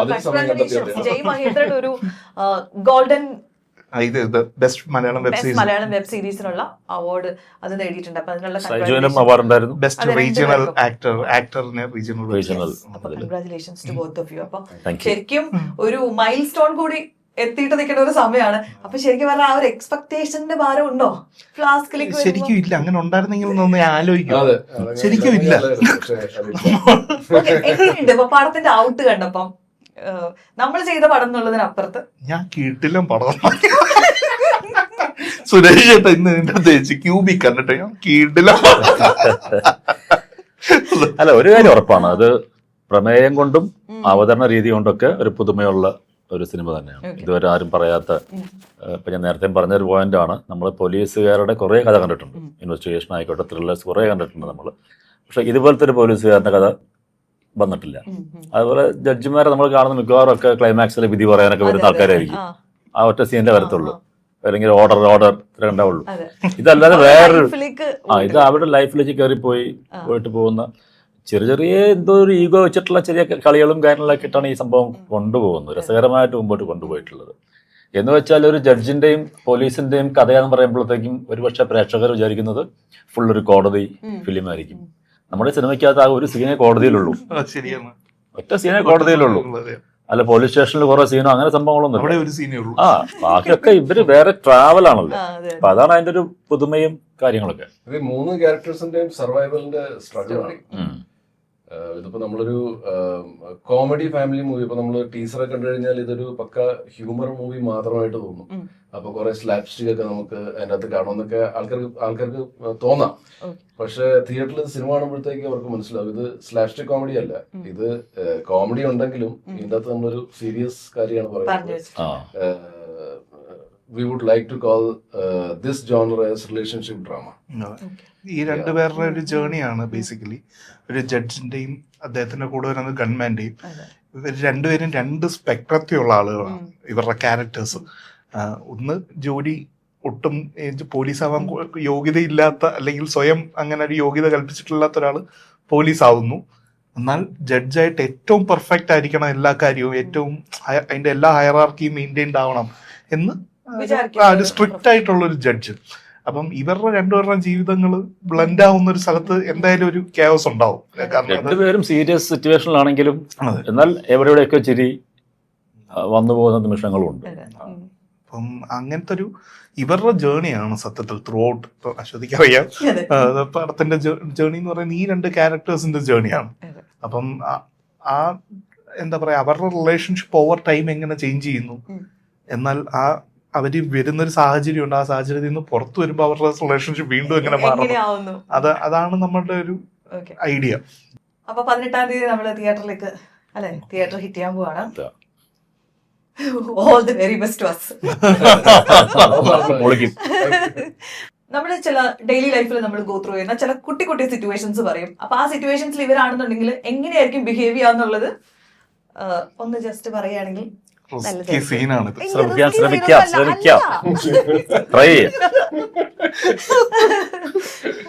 സുരേഷേട്ടൻ വെള്ളമൊക്കെ കുടിച്ചു. ഓക്കെ, ഒന്നല്ല, നമ്മളൊരിടത്ത് പെട്ടുപോയി. ഇപ്പൊ നമ്മൾ കാട്ടിൽ പോയ കാര്യം പറഞ്ഞാൽ ഗൂഗിൾ മാപ്പ് വർക്ക് ചെയ്യുന്നില്ല. അടുത്തായിട്ട് ഇമ്മീഡിയറ്റ്ലി ചെയ്യണം എന്തായിരിക്കും? ആരോടെങ്കിലും ചോദിക്കുകയായിരിക്കോ, അത് തന്നെത്താൻ ഫിക്സ് ചെയ്യാൻ നോക്കുമായിരിക്കോ? എന്താ യൂഷ്വലി ചെയ്യാം? ചോദ്യം ആരോടാണ്? സുരേഷേട്ടൻ തുടങ്ങാം. ഞാൻ നാട്ടിൽ പോലും ഗൂഗിൾ മാപ്പ് നോക്കാറില്ല. Very good. കാരണം നോക്കാൻ അറിയില്ല. അപ്പൊ എന്റെ വണ്ടി ഓടിക്കുന്നത് കൃത്യമായിട്ട് ചെയ്യുന്നുണ്ട്. പിന്നെ ഞാൻ വെറുതെ നോക്കിയിട്ട് എവിടെയെങ്കിലൊക്കെ വഴി തെറ്റിപ്പോയി കൊള്ളായപ്പോ പിന്നെ കാട്ടിൽ നോക്കേണ്ട കാര്യമില്ല. എന്നെ സംബന്ധിച്ച് ഞാൻ എന്നാലും വഴി തെറ്റിയ എന്താ അടുത്തൊരു സ്റ്റെപ്പ്? ആരോടെങ്കിലും ചോദിക്കാന്നുള്ളതാണോ അതോ തന്നെത്താൻ ഫിഗർ ഔട്ട് ചെയ്യാന്നുള്ളതാണോ? ആൾക്കാരുണ്ടെങ്കിൽ ചോദിക്കുമായിരിക്കും അല്ലേ? എനിക്ക് ഇങ്ങനത്തെ ഒരു അനുഭവം ഉണ്ട്. ഞാൻ ഒരിക്കൽ പാരീസിൽ രാത്രി, ഞാൻ യൂറോപ്പിൽ സോളോ ആയിട്ട് ട്രാവൽ ചെയ്യുന്നൊരു സമയമാണ്. അപ്പോൾ പാരീസ് വെച്ചിട്ട് രാത്രി ഫോൺ ഓഫ് ആയി പോയി. ഇവിടുത്തെ ഈ താമസിക്കുന്ന ഹോട്ടലിന്റെ പേര് മറന്നുപോയി. മീൻസ് അത് ഓർത്തിരിക്കാൻ പറ്റുന്ന ഒരു പേരല്ലായിരുന്നു. അപ്പൊ അത് ഇങ്ങ് എഴുതി വെച്ചിട്ടും ഇല്ല. ഈ ഫോണിനകത്താണ് ഇതുള്ളത്. ഇത് ഒരു മെട്രോ സ്റ്റേഷനിലാണ് ഞാൻ കയറിയത് പുറത്തോട്ട് പോകാനായിട്ട്. തിരിച്ച് അതേ മെട്രോയിൽ വന്ന് ഇറങ്ങി. എന്നിട്ട് ഞാൻ രാത്രി 2 മണിയായി. എനിക്കിവിടെ മനുഷ്യനും മഞ്ചാതി ഇല്ലാത്ത സ്ഥലം. അപ്പൊ അവിടെ എന്ത് പറയണം എന്ന് പറഞ്ഞൂടാ. അവസാനം ഞാൻ ഒരു പോലീസ് വണ്ടിക്ക് കൈ കാണിച്ചു. എന്ന് പറഞ്ഞ ഫോൺ ഓഫായി പോയി. അപ്പൊ അവരൊന്ന് ആദ്യം കയറാൻ പറഞ്ഞത്തോട്ട് അവര് കൊണ്ടാക്കിയില്ല. അവര് വേറൊരു പോലീസ് സ്റ്റേഷൻ പോലത്തെ അവരുടെ ഒരു കൺട്രോൾ റൂമൊക്കെ ഉള്ള ഒരു സ്ഥലത്ത് കൊണ്ടുപോയി എന്റെ എല്ലാ ചോദ്യമൊക്കെ ചെയ്തു. അപ്പൊ എന്റെ പാസ്പോർട്ടും ഒന്നും ഇല്ല. ഹോട്ടലിന്റെ പേര് പറഞ്ഞൂടാ. ഞാൻ പറഞ്ഞു എനിക്കൊരു ഐഫോൺ ചാർജർ എന്നാ ഇതെല്ലാം പറഞ്ഞത്. അങ്ങനെ അവസാനം അവർ അവിടെ നിന്ന് ഒരു ചാർജർ വാങ്ങിച്ച് ഫോൺ ഓണാക്കി പിന്നെ അവരെന്നെ കൊണ്ടുവിട്ട് എന്നിട്ട് എന്റെ പാസ്പോർട്ടൊക്കെ വെരിഫൈ ചെയ്തു. എന്നെ കണ്ടപ്പോ അവരൊരു അഭയാർത്ഥിയായി തോന്നി. പാരീസ്. എനിക്ക് സെയിം അവിടെ ഒരു അനുഭവം ഉണ്ട്. ഇതുപോലെ തന്നെ സംഗതി വെച്ചാൽ ഞാൻ അവിടെ ഒന്ന് പെട്ടുപോയി, വഴിമാറിപ്പോയി നിൽക്കുകയാണ്. അതിനുശേഷം ഇന്ത്യയിൽ പക്ഷേ എവിടെ പോയാൽ ഞാൻ ഈ ഹോട്ടലിന്റെ വിസിറ്റിംഗ് കാർഡ് എന്റെ പോക്കറ്റ് ഉണ്ടായിരുന്നു. പക്ഷെ നമുക്ക് അറിയാവുന്ന മുറി ഇംഗ്ലീഷും വെച്ചിട്ട് ഞാൻ അവിടെ പലരോടും ചോദിക്കുന്നുണ്ട്. ഒരു രക്ഷയില്ല. ഒരുത്തരും ഇംഗ്ലീഷ് പറയുന്നില്ല. ഒരു ഫ്രഞ്ച് വേറെ എന്താണ്ടൊക്കെ പറയുന്നു. അത് നമുക്കും പിടി കിട്ടുന്നില്ല. അങ്ങനെ ആയിട്ട് എന്ത് ചെയ്താൽ ഞാൻ ടാക്സി ഡ്രൈവർ ഉണ്ടായിരുന്നു. അവൻ്റെ അടുത്ത് ജസ്റ്റ് പോയിട്ട് ഈ വിസിറ്റിംഗ് കാർഡും കാണിച്ചിട്ട് നല്ല പച്ച മലയാളത്തിൽ ചേട്ടാ ഈ ഹോട്ടലിലേക്ക് പോലെ വഴി എന്ന് പറഞ്ഞുതരാമോ എന്ന് ചോദിച്ചു. അപ്പൊ ആൾ കൃത്യം വഴി കാണിച്ചിട്ടുണ്ട്. എനിക്ക് ഒരു കുഴപ്പമില്ല. ചില കാര്യങ്ങൾക്ക് ഭാഷ ആവശ്യമില്ലാന്നുള്ളത് ഞാൻ കൂളായിട്ട് ഹോട്ടലിലെത്തി. ഓക്കെ, സഹിച്ചേട്ടോട് ചോദിക്കട്ടെ, ഒരു പ്ലാൻ ഇപ്പൊ നമ്മൾ എവിടെയെങ്കിലും പോകാനോ ഒക്കെ ഉണ്ടായിരുന്ന ഒരു പ്ലാൻ വേറെ ആളുകളായിട്ട് നമുക്ക് വേണ്ടി സെറ്റ് ചെയ്തൊരു പ്ലാൻ, ആ പ്ലാൻ ക്യാൻസൽ ചെയ്യുന്നവർ വിളിച്ചു പറഞ്ഞു, എന്തായിരിക്കും ആദ്യത്തെ ഫീല്? ആ ദിവസങ്ങളിൽ നീ എന്ത് ചെയ്യുന്നുള്ളതാണ്. അതല്ലേ റിലീവ്ഡ് ആയിട്ട് ഫീൽ ചെയ്യോ? ഞാനൊക്കെ അങ്ങനെ ഫീൽ ചെയ്യുന്നതാണ്. അതും ചിലപ്പോൾ നമ്മൾ പോകുന്ന ടീം അനുസരിച്ചായിരിക്കും കേട്ടോ. അല്ല, നമ്മൾ പോകുന്ന ടീം അനുസരിച്ചായിരിക്കും. നമ്മൾ ഏറ്റവും അധികം ആഗ്രഹിച്ചിട്ട് പോവാൻ പ്ലാൻ ചെയ്തിട്ടുള്ള ട്രിപ്പായിരിക്കും വിത്ത് ഫ്രണ്ട്സ് അല്ലെ. അങ്ങനെ ആ സമയത്ത് പെട്ടെന്ന് എന്തെങ്കിലും ഒരു പ്രശ്നം കാരണം അവിടുത്തെ റോഡ് ബ്ലോക്ക് ആയി അല്ലെങ്കിൽ മണ്ണിടിഞ്ഞു പോയി എന്നൊക്കെ പറഞ്ഞ ഐറ്റം വരാണെങ്കിൽ നമ്മൾ തെറി വിളിക്കല്ലോ. നല്ല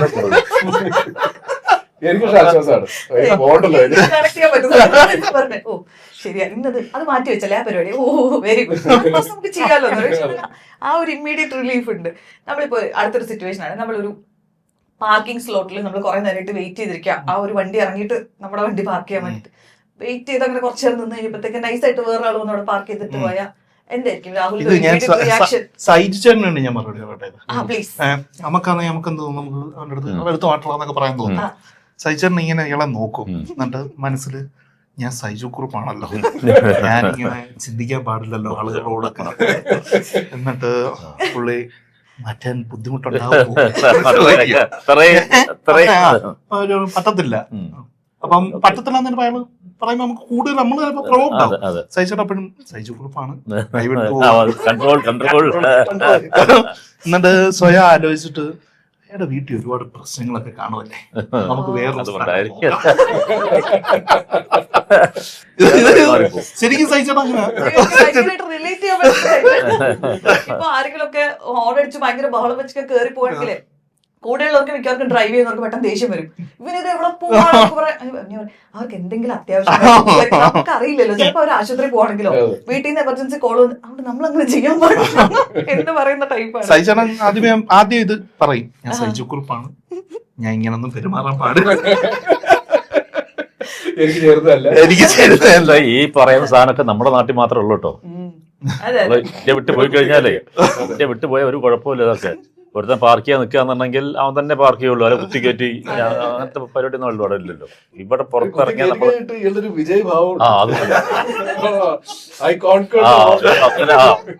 നമ്മുടെ നാട്ടിൽ മാത്രമേ ഉള്ളൂ.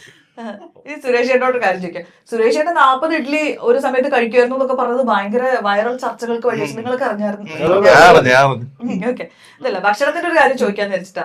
നമ്മൾ നന്നായിട്ട് വിശന്ന ഒരു റെസ്റ്റോറന്റിൽ ചെന്നിരിക്കുന്ന സമയത്ത് നമുക്ക് കിട്ടുന്ന ഫുഡ് ക്വാളിറ്റി ഭയങ്കര മോശമാണെന്ന് തോന്നുകയാണെങ്കിൽ എന്തായിരിക്കും ചെയ്യുക? അവരോട് അപ്പം തന്നെ കമ്മ്യൂണിക്കേറ്റ് ചെയ്യുന്ന ടൈപ്പാണോ അതോ വെച്ചിട്ട് ഇറങ്ങി പോകുന്ന ടൈപ്പാണോ? ഞാൻ പറയും. പറയുന്നത് ഞാൻ മിക്കവാറും ഒക്കെ അധികം ഒരു ഹോട്ടലിൽ കയറി ഭക്ഷണം കഴിക്കുന്നുണ്ടെങ്കിൽ അതിൻ്റെ ഓണറോ ആരെങ്കിലും എൻ്റെ സുഹൃത്തുക്കളായിരിക്കും. അവരോട് ഉണ്ടായിരിക്കാം, പക്ഷേ ഞാൻ അവരെ വിളിച്ച് പറഞ്ഞിട്ടായിരിക്കും ഞാൻ ഫുഡ് കഴിക്കാൻ പോകുന്നത്. അവിടെ ഞാൻ കണ്ടൊരു കംപ്ലൈൻറ്റ് ഞാൻ അവരെ അറിയിച്ചിട്ടില്ലെങ്കിൽ അത് ഞാൻ ചെയ്യുന്ന വലിയ തെറ്റാണ്. അത് ഫുഡിൻ്റെ കാര്യത്തിലായിക്കോട്ടെ, അവിടുത്തെ ഒരു എന്താ പറയുക വൃത്തിയുടെ കാര്യത്തിലായിക്കോട്ടെ, സർവീസിൻ്റെ കാര്യത്തിലായിക്കോട്ടെ, എന്ത് തോന്നിയാലും ഞാൻ പറയും, എടാ ഇങ്ങനത്തെ ഒരു കുഴപ്പമുണ്ട്, അതിനെ ഒന്ന് അറ്റൻഡ് ചെയ്തേക്ക്, അല്ലെങ്കിൽ ശരിയാവില്ല എന്ന് ഞാൻ പറയും. അതല്ലെങ്കിൽ ഞാൻ പൊതുവേ അങ്ങനെ ഹോട്ടലിൽ കയറി ഭക്ഷണം കഴിക്കാറില്ല. കഴിക്കാൻ കയറിയാൽ തന്നെ അത് എനിക്ക് വളരെ കംഫർട്ടബിൾ ആയിട്ടുള്ള ഒരു സ്ഥലമായിരിക്കും. അവിടെ കാണുന്ന കംപ്ലൈൻറ്റ്സ് ഞാൻ തീർച്ചയായിട്ടും ഞാൻ പറഞ്ഞിരിക്കും. പ്രശ്നം വന്നാൽ അങ്ങനെ പെട്ടെന്ന് അഡ്രസ് ചെയ്യുന്ന കൂട്ടത്തിലാണ് പൊതുവെ. ചീത്തവിളി അങ്ങനെ ചെയ്യും. ചെയ്തിട്ടില്ലെങ്കിൽ നമ്മൾ ചെയ്യുന്നത് ശരിയല്ല എന്നുള്ളതാണ് ഞാൻ മനസ്സിലാക്കുന്നത്. ഓക്കെ, നമ്മളൊരു ഹീറ്റഡ് ആർഗ്യുമെന്റിലാണെന്ന് വിചാരിക്കുക, ആരോടെങ്കിലും ഒരു സുഹൃത്തുക്കൾ ആർക്ക് വേണമെങ്കിലും ആൻസർ ചെയ്യാട്ടോ. നമ്മളിപ്പോ നമ്മൾ പിടിച്ചതാണ് കറക്റ്റ് എന്ന് ഭയങ്കര വിശ്വാസത്തിൽ നമ്മൾ തർക്കിച്ചോണ്ടിരിക്കുക. പക്ഷെ ഒരു പോയിന്റിൽ നമുക്ക് മനസ്സിലായി തുടങ്ങിയ ഇവൻ പറയുന്നതാണ് കാര്യം, നമ്മളാണ്. സോ അങ്ങനെ ഒരു സിറ്റുവേഷൻ ആണെങ്കിൽ എങ്ങനെയായിരിക്കും റിയാക്ട് ചെയ്യുക? അത് അഡ്മിറ്റ് ചെയ്യോ അതോ ഞാനൊന്ന് റെഫർ ചെയ്തിട്ട് പറയാമെന്ന് പറയോ? എന്തായിരിക്കും റിയാക്ഷൻ? ഞാനിപ്പോ അഡ്മിറ്റ് ചെയ്യാൻ തുടങ്ങി. Very good. അത് ഭയങ്കര ഗ്രോത്തിന്റെ ലക്ഷണം. അതാണ് ശരിയും. അല്ലാതെ പണ്ടത്ര നമ്മൾ പറഞ്ഞിട്ട് അതിൽ പിടിച്ചു തൂങ്ങി നിൽക്കുക എന്ന് പറയുന്നത് ശരിയല്ല. ഞാൻ ഭയങ്കരമായിട്ട് തർക്കിക്കുന്ന ഒരാളായിരുന്നു ഇപ്പൊ കുറച്ച് കാലം മുമ്പ്. ഇപ്പൊക്കെ മാറി. അങ്ങനത്തെ പല എനിക്ക് അറിയാമെന്ന് പറയുന്ന കാര്യങ്ങൾ ഞാൻ കറക്റ്റായിട്ട് തർക്കിക്കുകയും എനിക്ക് പറയാനുള്ള കാര്യം പറയുകയും ചെയ്യാം. പക്ഷെ ഇവിടെ ഒരു കോട്ടാണ്, ഇത് ആരെ പറഞ്ഞതെന്ന് എനിക്കറിയില്ല. You win the argument yet you lose the person എന്ന് പറഞ്ഞൊരു സാധനം ഞാൻ എവിടെയോ പുസ്തകം വായിച്ചപ്പോഴും എവിടെയോ കണ്ടു. അതെനിക്ക് ഭയങ്കരമായിട്ട് സ്റ്റിക്ക് ഓൺ ചെയ്തിട്ടുണ്ട്. എൻ്റെ ഒരു ഏർലി 20s ഞാൻ അത് റിയലൈസ് ചെയ്യുന്നത്. ഞാൻ ഇങ്ങനെ ഭയങ്കര തർക്കിക്കുന്ന ഒരാളാണ് ഇങ്ങനത്തെ കാര്യം. അപ്പൊ അത് പിന്നീട് അങ്ങോട്ട് ഞാനത് പ്രാക്ടിക്കലാക്കാൻ നോക്കിയിട്ടുണ്ട്. ഞാനത് എനിക്ക് പല കാര്യങ്ങളും കഴിയുന്നത്ര തർക്കിക്കാറില്ല. ഏറ്റവും ക്ലോസ് സർക്കിൾ ഓഫ് ആളുകൾ മാത്രമേ അത് ഒതുക്കി പുറത്തോട്ടുള്ള ആളുകൾക്ക് നിങ്ങൾ മറ്റേ സ്ട്രാറ്റജിയിലോട്ട് മാറി നിങ്ങൾ പറയുന്നതാണോ ശരി, എനിക്ക് ഓക്കെ എന്നുള്ള എനിക്ക് പേഴ്സണലി തോന്നിയിട്ടുണ്ട്. നമ്മളൊരു ആർട്ടിസ്റ്റ് ആകുമ്പോൾ നമ്മൾ കുറേ കൂടെ റിസപ്റ്റീവായി മാറും, നമ്മളൊരു ബെറ്റർ ആർട്ടിസ്റ്റ് ആകുമ്പോൾ എനിക്ക് തോന്നിയിട്ടുണ്ട്. പൊതുവായിട്ട് ഞാൻ നല്ലൊരു ലിസണറല്ല, ഞാൻ ചിലപ്പോൾ കട്ട് ഓഫ് ആയി പോകുന്ന ഒരാളാണ്. പക്ഷെ എൻ്റെ ഒരു ഗ്രോത്ത് ഫേസിൽ ഞാൻ സിനിമകൾ ചെയ്യാൻ തുടങ്ങിയപ്പം ആസ് എ ഡയറക്ടറൊക്കെ ബെറ്റർ ആവണം എന്നുള്ളൊരു ഇതിൻ്റെ ഭാഗമായിട്ട് നമ്മുടെ ഉള്ളിലുള്ള എല്ലാ കാര്യവും നമ്മുടെ ആർട്ടിൽ റിഫ്ലക്ട് ചെയ്യും. നമുക്ക് നമ്മളെ റിഫൈൻ ചെയ്യാനേ പറ്റും. ആർട്ട് റിഫൈൻഡ് ആക്കി അത് പ്രിട്ടൻഷ്യസ് ആയിട്ട് തന്നെ ഇരിക്കും. അപ്പം നമ്മളെ റിഫൈൻഡ് ആക്കാൻ വേണ്ടിയുള്ള ശ്രമത്തിൽ എനിക്ക് തോന്നിയിട്ടുണ്ട് ഞാൻ അത്ര നല്ലൊരു ലിസണർ അല്ല. അപ്പം ഞാൻ പിന്നീട് അത് ഒരു ക്വാളിറ്റി ആയിട്ട് എടുക്കാൻ തുടങ്ങി. ഞാൻ കൂടുതൽ റിസീവർ ആവണം, എന്നാലാണ് കൂടുതൽ ആളുകൾക്ക് സംസാരിക്കും. ഇപ്പം ജയ് മഹേന്ദ്രൻ എനിക്ക് അത്തരത്തിൽ എനിക്കൊരു ഭയങ്കര എന്താ വെച്ചാൽ അത് എഴുതുന്ന സമയത്ത് ഞാൻ ആദ്യം എനിക്ക് ഒരിക്കൽ ഞാൻ ഒരു താലൂക്ക് ഓഫീസിൽ പോയപ്പോൾ എനിക്കൊരു ചെറിയ ദുരനുഭവം ഉണ്ടായി. അപ്പൊ എനിക്ക് ആ ദേഷ്യത്തിന് പുറത്ത് ഞാൻ ഇത് എഴുതണം എന്ന് വിചാരിക്കുന്നത്. പിന്നെ എന്റെ അച്ഛൻ ഒരു സർക്കാർ ഉദ്യോഗസ്ഥനായിരുന്നു. അപ്പം അവരുടെ സർക്കാർ ഉദ്യോഗസ്ഥരുടെ സ്ട്രഗിൾസ് ഒക്കെ ഞാൻ കണ്ടിട്ടുണ്ട്. അവർ നേരിടുന്ന ബുദ്ധിമുട്ടുകൾ കണ്ടിട്ടുണ്ട്, പൊളിറ്റിക്കൽ പ്രഷേഴ്സ് ഞാൻ കണ്ടിട്ടുണ്ട്. അപ്പം എനിക്ക് ഇത് മനസ്സിലായിട്ട് ഇത് എഴുതണം, ഇതിനകത്തൊരു കഥയുണ്ട് എന്നുള്ള തോന്നിയപ്പം ഈ ആദ്യം താലൂക്ക് ഓഫീസിൽ നമ്മൾ പോയി പരിചയപ്പെടുമല്ലോ, ഇന്ന ആളാണ് ഇന്ന സിനിമ ചെയ്തിട്ടുണ്ടെന്ന്. അവിടെ നമ്മളവിടെ നിൽക്കാനും ഇരിക്കാനും ഒക്കെ സമ്മതിച്ചു 1-2 ദിവസം. പക്ഷെ എന്തെല്ല മനുഷ്യൻ, എല്ലാരും പെർഫെക്റ്റ്. അപ്പൊ ഞാൻ നമ്മുടെ ഒരു അനുഭവിക്കാനല്ല, എല്ലാരും കൃത്യമായിട്ട് അവരുടെ മുമ്പിൽ വരുന്ന കേസുകൾ അഡ്രസ് ചെയ്യുന്നു. പക്ഷെ അപ്പൊ എനിക്ക് മനസ്സിലായത് കുറച്ച് സമയം എടുക്കും ഇതൊന്ന് ഐസ് ബ്രേക്ക് ചെയ്തിട്ട് ഈ റിയൽ കണ്ടന്റിലോട്ട് വരാൻ. അപ്പം ആ പോയിന്റിൽ എത്തിയപ്പോഴാണ് ഞാൻ ഇത് റിയലൈസ് ചെയ്തത്. ഞാൻ ബെറ്റർ ലിസണർ ആവുമ്പോഴാണ് എനിക്കിത് റിസീവ് ചെയ്യാൻ പറ്റുന്നത്. അല്ലെങ്കിലും അങ്ങനെ ആവണം എന്ന് പറയാം. ഏറ്റവും നല്ല ലിസണർക്ക് ഒരുപാട് കാര്യങ്ങൾ ചെയ്യാൻ പറ്റും. അപ്പം നമുക്ക് അറിയുന്ന കാര്യങ്ങളാണെങ്കിൽ പോലും ഒരാൾ പറയണത് തീർക്കാൻ സമ്മതിക്കില്ല. അറിയാം, ഒരാൾ ഒരു മാറ്റർ തുടങ്ങി വരുമ്പോഴത്തേക്കും അത് അങ്ങനെയല്ല ഇവിടെ ഇടിച്ചു കയറികളെ. ഒരാൾ പറയാനുള്ളത് പറയാൻ വിടുക എന്ന് പറയുന്നത് വലിയൊരു മനസ്സാണ്. ചിലപ്പോൾ നമ്മൾ ആളുകൾ സംസാരിച്ചുകൊണ്ടിരിക്കുമ്പോൾ നമ്മൾ പോലും കാണാത്ത കാര്യങ്ങൾ അവർ പറയാൻ തുടങ്ങും. നമുക്ക് പ്രത്യേകിച്ച് നമ്മൾ ഈ ഒരു പെർസ്പെക്റ്റീവ്, സ്റ്റോറി പെർസ്പെക്റ്റീവിലൊക്കെ ആളുകളെ ഇന്റർവ്യൂ ചെയ്യുകയൊക്കെ ചെയ്യുമ്പോൾ അത് എനിക്കൊരു ഭയങ്കര ഇൻസൈറ്റ്ഫുൾ ആയിട്ടുള്ള ഒരു കാര്യമായിരുന്നു. അത് ഞാൻ പിന്നീട് ഞാൻ ഫോളോ ചെയ്യാൻ നോക്കിയിട്ടുണ്ട്. പലയിടത്ത് ചെല്ലുമ്പോഴും ഞാൻ ക്വസ്റ്റ്യൻസ് ഒക്കെ ആയിട്ടാണ് പോകുന്നത്. ഞാൻ ഒരു ഇന്റർവ്യൂവിന് പോകുന്നത് പോലെ തന്നെ പോകുന്നത്. പക്ഷെ എനിക്കത് കുറച്ചും കൂടെ ഞാൻ ആളുകളെ ബെറ്റർ ആയിട്ട് ഹിയർ ചെയ്യാൻ തുടങ്ങി എന്ന് തോന്നിയിട്ടുണ്ട്. സുരേഷ് ചേട്ടനാണെങ്കിലും എവിടെയോ പറഞ്ഞിട്ടുണ്ട്, ഞാനിങ്ങനെ കേട്ടു, ആളുകളെ കേൾക്കാനും ഹെൽപ്പ് ചെയ്യാനും അവരുടെ പ്രശ്നത്തിലാണെന്നുണ്ടെങ്കിൽ അത് സോൾവ് ചെയ്ത് കൊടുക്കാൻ ഒരു ഇമോഷണൽ മെന്റൽ സപ്പോർട്ട് കൊടുക്കാൻ he's very into it എന്ന് സുരേഷിനും പറയുന്നത്. അല്ല, അത് നമ്മൾ ജീവിച്ച രീതികളും നമ്മുടെ എക്സ്പീരിയൻസും കൊണ്ടാണത്. അതുകൊണ്ടൊന്നും സംഭവിക്കാൻ പോകുന്നില്ല. അതിനെ ഒന്ന് താങ്ങി കൊടുത്താൽ മതി, അത് അതിന് പുറത്ത് വന്നോളും. പക്ഷെ ആ സമയത്ത് അത് ഒറ്റപ്പെട്ട് കഴിഞ്ഞാൽ ചിലപ്പോൾ എന്താ പറയുക, അരുതൊക്കെ ചെയ്യുന്ന ഒരു അവസ്ഥയിലേക്ക് അവർ പോവാം. അല്ല, സുരേഷിന്റെ കാര്യത്തിൽ ഭയങ്കര സത്യമാണ്. എന്ന് വെച്ചാൽ നമുക്ക് എന്തെങ്കിലും ഒരു ടെൻഷൻ ഉള്ള സമയത്ത് സുരേഷിനെ വിളിച്ചാൽ അത് പറയാൻ വഴി. അതെ, സൊല്യൂഷൻ ഇല്ലാത്ത ഒരു പ്രശ്നമില്ലെന്ന്, എല്ലാറ്റിലും ഒരു സൊല്യൂഷൻ ഉണ്ട്. നമ്മളതില്ല എന്ന് പറഞ്ഞൊരു ബ്ലോക്കിൽ നിന്ന് എത്തിക്കഴിഞ്ഞാൽ പോയി. അങ്ങനെ ആ സമയത്ത് നല്ല സുഹൃത്തുക്കൾ ഉണ്ടാവണം എന്ന് പറയുന്നതിന്റെ കാരണം അതാണ്. ഞാൻ അതിനെ വളരെ കൂളായിട്ട് ഹാൻഡിൽ ചെയ്യാൻ നോക്കുന്ന ഒരാളാണ്. ഞാൻ അനാവശ്യമായിട്ട് എൻ്റെ വീട്ടിൽ ദേഷ്യം കാണിക്കാറില്ല, അങ്ങനെ ഒരു ഇതും കാണിക്കാറില്ല. എന്നാൽ നല്ല പ്രഷർ ഉണ്ടായിരിക്കും, ഇതൊക്കെ ഉണ്ടായിരിക്കും. ആ പ്രഷർ നമ്മൾ ഫേസ് ചെയ്തേ പറ്റൂ. അപ്പൊ അതെങ്ങനെ ഡൈവേർട്ട് ചെയ്ത് വിടുക? എന്താ സ്റ്റെപ്പ്? എന്താ ഞാൻ എനിക്ക് ഇഷ്ടമുള്ള വേറെ എന്തെങ്കിലും ഒരു ഇതിലൂടെ അതിൻ്റെ അതിലേക്ക് അങ്ങ് പോയാലും നമ്മൾ ആ സൊല്യൂഷന് ഞാൻ ഉത്തരം കണ്ടെത്തിയേ പറ്റൂ. അത് മറന്നിട്ട് നമ്മൾ വേറെ വഴിക്ക് പോവല്ല ചെയ്യുന്നത്. അല്ല, അതിനെ എങ്ങനെ കൂളായിട്ട് ഹാൻഡിൽ ചെയ്യാം എന്നുള്ളതിനെ പറ്റി ഞാനൊരു സൊല്യൂഷൻ കണ്ടെത്തി അത് ആർക്കും വേദനിക്കാത്ത ഒരു തരത്തിലേക്ക് എത്തിച്ച് ഞാൻ ആ പ്രശ്നം സോൾവ് ചെയ്തിരിക്കും. പുരുഷന്മാര് പൊതുവെ പ്രശ്നങ്ങൾ ഉള്ളിൽ ഹാൻഡിൽ ചെയ്യും, സ്ത്രീകൾ കുറച്ചുകൂടെ പെട്ടെന്ന് സപ്പോർട്ട് സീക്കുകയും ചെയ്യും എന്നാണ് പൊതുവെ പറയുന്നത്. സ്ത്രീകൾക്ക് അങ്ങനെയാണ്, അവർക്ക് ആ നമ്മുടെ ട്രൈബുമായിട്ട് പെട്ടെന്ന് കണക്ട് ചെയ്താലാണ് അവർക്ക് ഓക്കെ ആയിട്ടിരിക്കാൻ പറ്റുക. അതുകൊണ്ടാണ് സ്ത്രീകൾ വന്നിട്ട് പറഞ്ഞു തീർക്കണം. പക്ഷെ ആണുങ്ങൾ മിക്കപ്പോഴും പറഞ്ഞു തീർക്കാൻ വിട്ടാ മതി. ആ പറഞ്ഞ പശുതി പൊട്ടിത്തെറിച്ചിരിക്കുകയാണ്. അതിൻ്റെ ഇടയിൽ കൂടെ അതിനും മോളിൽ സൗണ്ടിൽ ഞാൻ പൊട്ടിത്തെറിച്ച് കഴിഞ്ഞാൽ വെറുതെ ഒരേ പൊട്ടിത്തെറിന്നല്ലാതെ അതൊന്നും അവസാനിക്കുന്നില്ല അവിടെ. അതേസമയം അശ്വതി പൊട്ടിത്തെറിച്ചോ ഞാനത് കേട്ടോണ്ടിരിക്കുകയാണ്, ഒന്നും മിണ്ടുന്നില്ല. ഓട്ടോമാറ്റിക്കലി ഒരു അരമണിക്കൂർ കഴിഞ്ഞ ശേഷം അശ്വതി ഒന്ന് കാമായ ശേഷം സോറി, എനിക്ക് അപ്പോഴത്തെ ദേഷ്യത്തിൽ ഞാൻ പറഞ്ഞതാണ്, പ്രശ്നം ഇവിടെ കഴിഞ്ഞു. അസം നീ ആരടി എൻ്റെ അടുത്ത് പറയാൻ മറിച്ചത് അങ്ങനെ എങ്ങനെ 2 അടിയൊക്കെ കൊടുത്താണ്ടല്ലോ, നശിച്ച് ഒരാഴ്ച പോയി. ആകെ ജീവിതം എന്നുള്ളത് കുറച്ച് സമയമുള്ളൂ നമുക്ക്. സഹിച്ചോട്ട് ഇതുപോലെ ഇപ്പോഴും വഴക്കുണ്ടാക്കുന്ന കാര്യം പറഞ്ഞപ്പോൾ ഈ ഒരാഴ്ചയുടെ കണക്ക് പറഞ്ഞിട്ടുണ്ടോ? സ്നേഹത്തിന്റെ കാര്യത്തിൽ എവിടെയോ ഞാനിത് പറഞ്ഞ പോലെ കേട്ടു.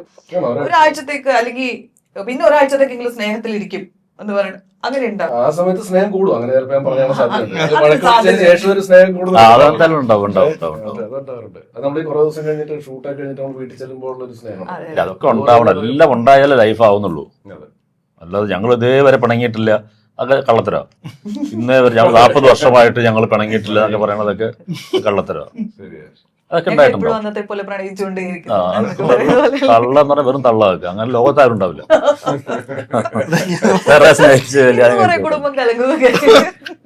എല്ലാവർക്കും ഉണ്ടാവുന്ന ഇതൊക്കെ. ഇത് ഭാര്യ അടുത്ത് അങ്ങനെ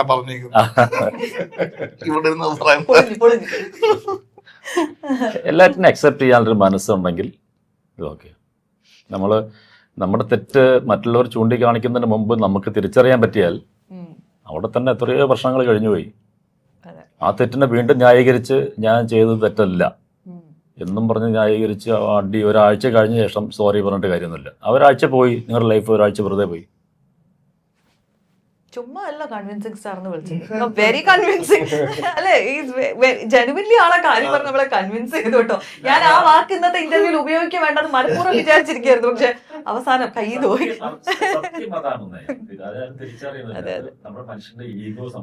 അപ്പൊ നമുക്ക് പറഞ്ഞു പോകാനുള്ള എന്തെങ്കിലും കാര്യങ്ങളുണ്ടോ? നമ്മൾ വിട്ടിട്ട് പോയ ടെക്നീഷ്യൻസിന്റെ കാര്യം, ക്രൂവിന്റെ കാര്യം, മ്യൂസിക്കിന്റെ കാര്യം, എന്തെങ്കിലും ഒന്ന് ആഡ് ഓൺ ചെയ്യാൻ ഉണ്ടെങ്കിൽ.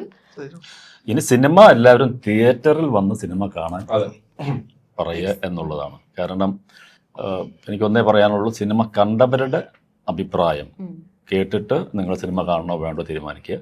സിനിമ കാണാതെ അഭിപ്രായം പറയുന്ന ആൾക്കാരുടെ അഭിപ്രായം കേട്ടിട്ട് നിങ്ങൾ തീരുമാനിച്ചിട്ട് ആ സിനിമ പോരാ കാണണ്ട എന്ന് തീരുമാനിച്ചിരിക്കുന്ന കുറേ ആൾക്കാരാണ് പിന്നീട് OTT വരുമ്പോഴത്തേക്കും ഇത് പടം നല്ല പടമായിരുന്നല്ലോ എന്ന് പറയുന്നത് കേൾക്കുമ്പോൾ നമുക്ക് വിഷമമാണ്.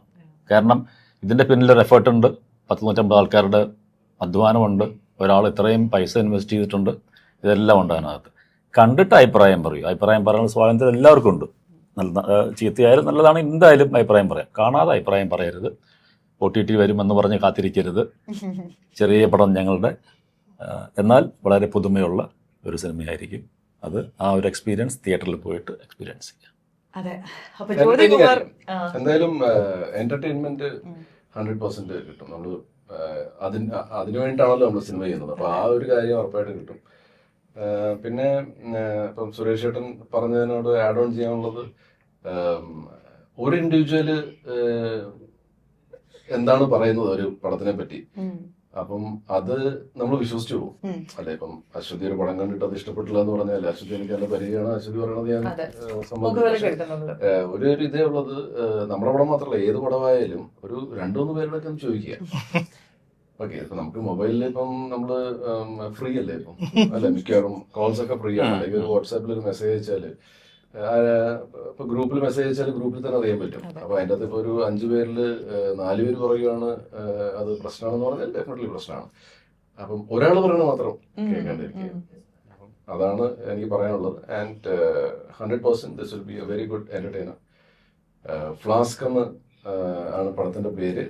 അത് കേൾക്കുമ്പോൾ ഇപ്പൊ നമ്മൾ ഓൾറെഡി പറഞ്ഞു അത് എന്തുകൊണ്ടാണ് നമ്മൾ ആ ടൈറ്റിൽ ഇട്ടതെന്ന്. കേൾക്കുമ്പോൾ സ്ലാപ്സ്റ്റിക് ആണെന്ന് ഫീൽ ചെയ്യാം, പക്ഷെ സ്ലാപ്സ്റ്റിക് കോമഡി അല്ല. ഇത് 2 അല്ലെങ്കിൽ 3 പേരുടെ ജീവിതത്തിൽ നടക്കുന്ന ചെറിയ ചെറിയ ഹ്യൂമർ ഇൻസിഡൻസ് ആണ്. അത് കൂടാണ്ട് പിന്നെ ഈ സിനിമ ഒരു അരമണിക്കൂർ കഴിയുമ്പോൾ ഇതൊരു വേറെ രീതിയിലേക്കാണ് പോകുന്നത്. നമ്മൾ ചിലപ്പം എക്സ്പെക്ട് ചെയ്യുന്ന, ചിലപ്പോൾ ട്രെയിലറിൽ നിന്നോ ടീസറിൽ നിന്നൊക്കെ ചിലപ്പോൾ കുറച്ചൊരു ഐഡിയ കിട്ടുമായിരിക്കും. പക്ഷെ ഇത് നമ്മൾ എക്സ്പെക്ട് ചെയ്യുന്ന ഒരു രീതിയിലല്ല ഈ സിനിമ പോകാൻ പോകുന്നത്. അപ്പൊ എന്തായാലും ദയവ് ചെയ്ത് എല്ലാവരും തിയേറ്ററിൽ തന്നെ പോയി അല്ല, അശ്വതി നമ്മുടെ കൂടെ അഭിനയിച്ചതിന്റെ അനുഭവം അശ്വതി പങ്കുവെക്കട്ടെ. നമ്മളെ മാത്രം ഇൻട്രോ ചെയ്തു. അതാ പറയണത്. പറഞ്ഞോളൂ, ഞങ്ങളുടെ ഒപ്പം ഉള്ള അനുഭവം പങ്കുവെക്കും. അല്ല, ഈ പടത്തില് ആക്ച്വലി ഇപ്പുറത്തിരിക്കേണ്ട ആളാ. അതെ അതെ, ഞങ്ങളെ ഇപ്പുറത്തിരുത്തി അടവിരിക്കുക. നിങ്ങളാണ് മെയിൻ. അപ്പോ ഇതില് ജ്യോതികുമാർ എന്ന് പറയുന്ന പോലീസുകാരന്റെ വേഷമാണ് സൈചേട്ടൻ ചെയ്തിട്ടുള്ളത്. സൈചേട്ടന്റെ ഭാര്യ നിഷ എന്ന് പറയുന്ന ക്യാരക്ടറാണ് ഞാൻ ചെയ്തിട്ടുള്ളത്. എന്താ ത്രൂ ഔട്ട് ഉള്ള അങ്ങനത്തെ ഒരുപാട് പെർഫോം ചെയ്യാനുള്ള അങ്ങനത്തെ വേഷമൊന്നും അല്ല. പക്ഷെ എന്നാലും തീർച്ചയായിട്ടും ഭർത്താവ് വലിയൊരു ക്രൈസിസ് കൂടെ കടന്നു പോകുന്ന സമയത്ത് സപ്പോർട്ട് ചെയ്യുന്ന ഒരു ഉഗ്രൻ ഐഡിയൽ ഭാര്യയാണ്. ഐഡിയൽ എത്രമാത്രമാണെന്നുള്ളത് നിങ്ങൾക്ക് മനസ്സിലാവും. അതെ, അപ്പൊ it was very good experience ആയിരുന്നു ഈ ഒരു. ഞാൻ ആദ്യം സൈചേട്ടന്റെ അടുത്ത് തന്നെ അശ്വതി വിളിച്ചല്ലോ നമുക്ക്. അപ്പൊ ഞങ്ങൾക്ക് ആ ക്യാരക്ടറിന് കുറെ ഫണ്ണും ഉണ്ടല്ലോ അങ്ങനത്തെ. അപ്പൊ അത് ഫണ്ണ് ചെയ്യുന്ന ഒരു ആക്ടറെ സൈചേട്ടനുമായിട്ട് നിങ്ങൾ ഒരുമിച്ച് അങ്ങനെ ഒരു കോമ്പിനേഷനിൽ കണ്ടിട്ടില്ലാത്ത ഒരാളാവുമ്പോ പുതിയതായിട്ട് തോന്നും. അങ്ങനെയാണ് അശ്വതി വിളിക്കുന്നത്. അപ്പൊ അശ്വതി ജി മഹേന്ദ്രൻ കണ്ട കാര്യമാണ് ആദ്യം പറഞ്ഞത്. അപ്പൊ ഇതിൽ അശ്വതിക്ക് ഞാൻ ഡബ് ചെയ്തിട്ടുണ്ട്, അറിയോ? എന്താ പറയണ്ട, തിയേറ്ററിൽ കാണുന്ന സംഭവമാണ്. എനിക്കത് കണ്ടിട്ട് ഡബിങ് സ്റ്റുഡിയോയിൽ കണ്ടിട്ട് എനിക്ക് ഭയങ്കര കോമഡി ആയിരുന്നു. So it is fun. മൊത്തത്തില് ഫൺ ആയിട്ടുള്ള മൂവിയാണ്. ഇപ്പൊ സത്യം പറഞ്ഞ സൈചേട്ടൻ വന്നപ്പോ പറഞ്ഞു ഫൈനൽ വർക്ക്സ് ഒക്കെ കഴിഞ്ഞിട്ട് സൈചേട്ടൻ കഴിഞ്ഞ ദിവസം പടം കണ്ടു. To be very honest, he is so excited. നന്നായിട്ട് വന്നിട്ടുണ്ടെന്ന് ഹോണസ്റ്റ് ആയിട്ട് പറയുണ്ടായി. അപ്പൊ അത് അത്രയും ഹോണസ്റ്റിയോടെയാണ് നിങ്ങളോടും പറയുന്നത്. നിങ്ങൾക്ക് എന്തായാലും വർത്ത് വാച്ചിങ് ആയിട്ടുള്ള ഒരു മൂവി ആയിരിക്കും. അപ്പൊ തിയേറ്ററിൽ തന്നെ പോയിട്ട് എല്ലാവരും പടം കാണാം. ഒരു കുഞ്ഞ് നല്ല സിനിമയാണ്. അപ്പൊ ഇനിയൊക്കെ നിങ്ങളുടെ കയ്യിലാണ്. Thank you so much. Thank you. Thank you. Thank you bye. Thank U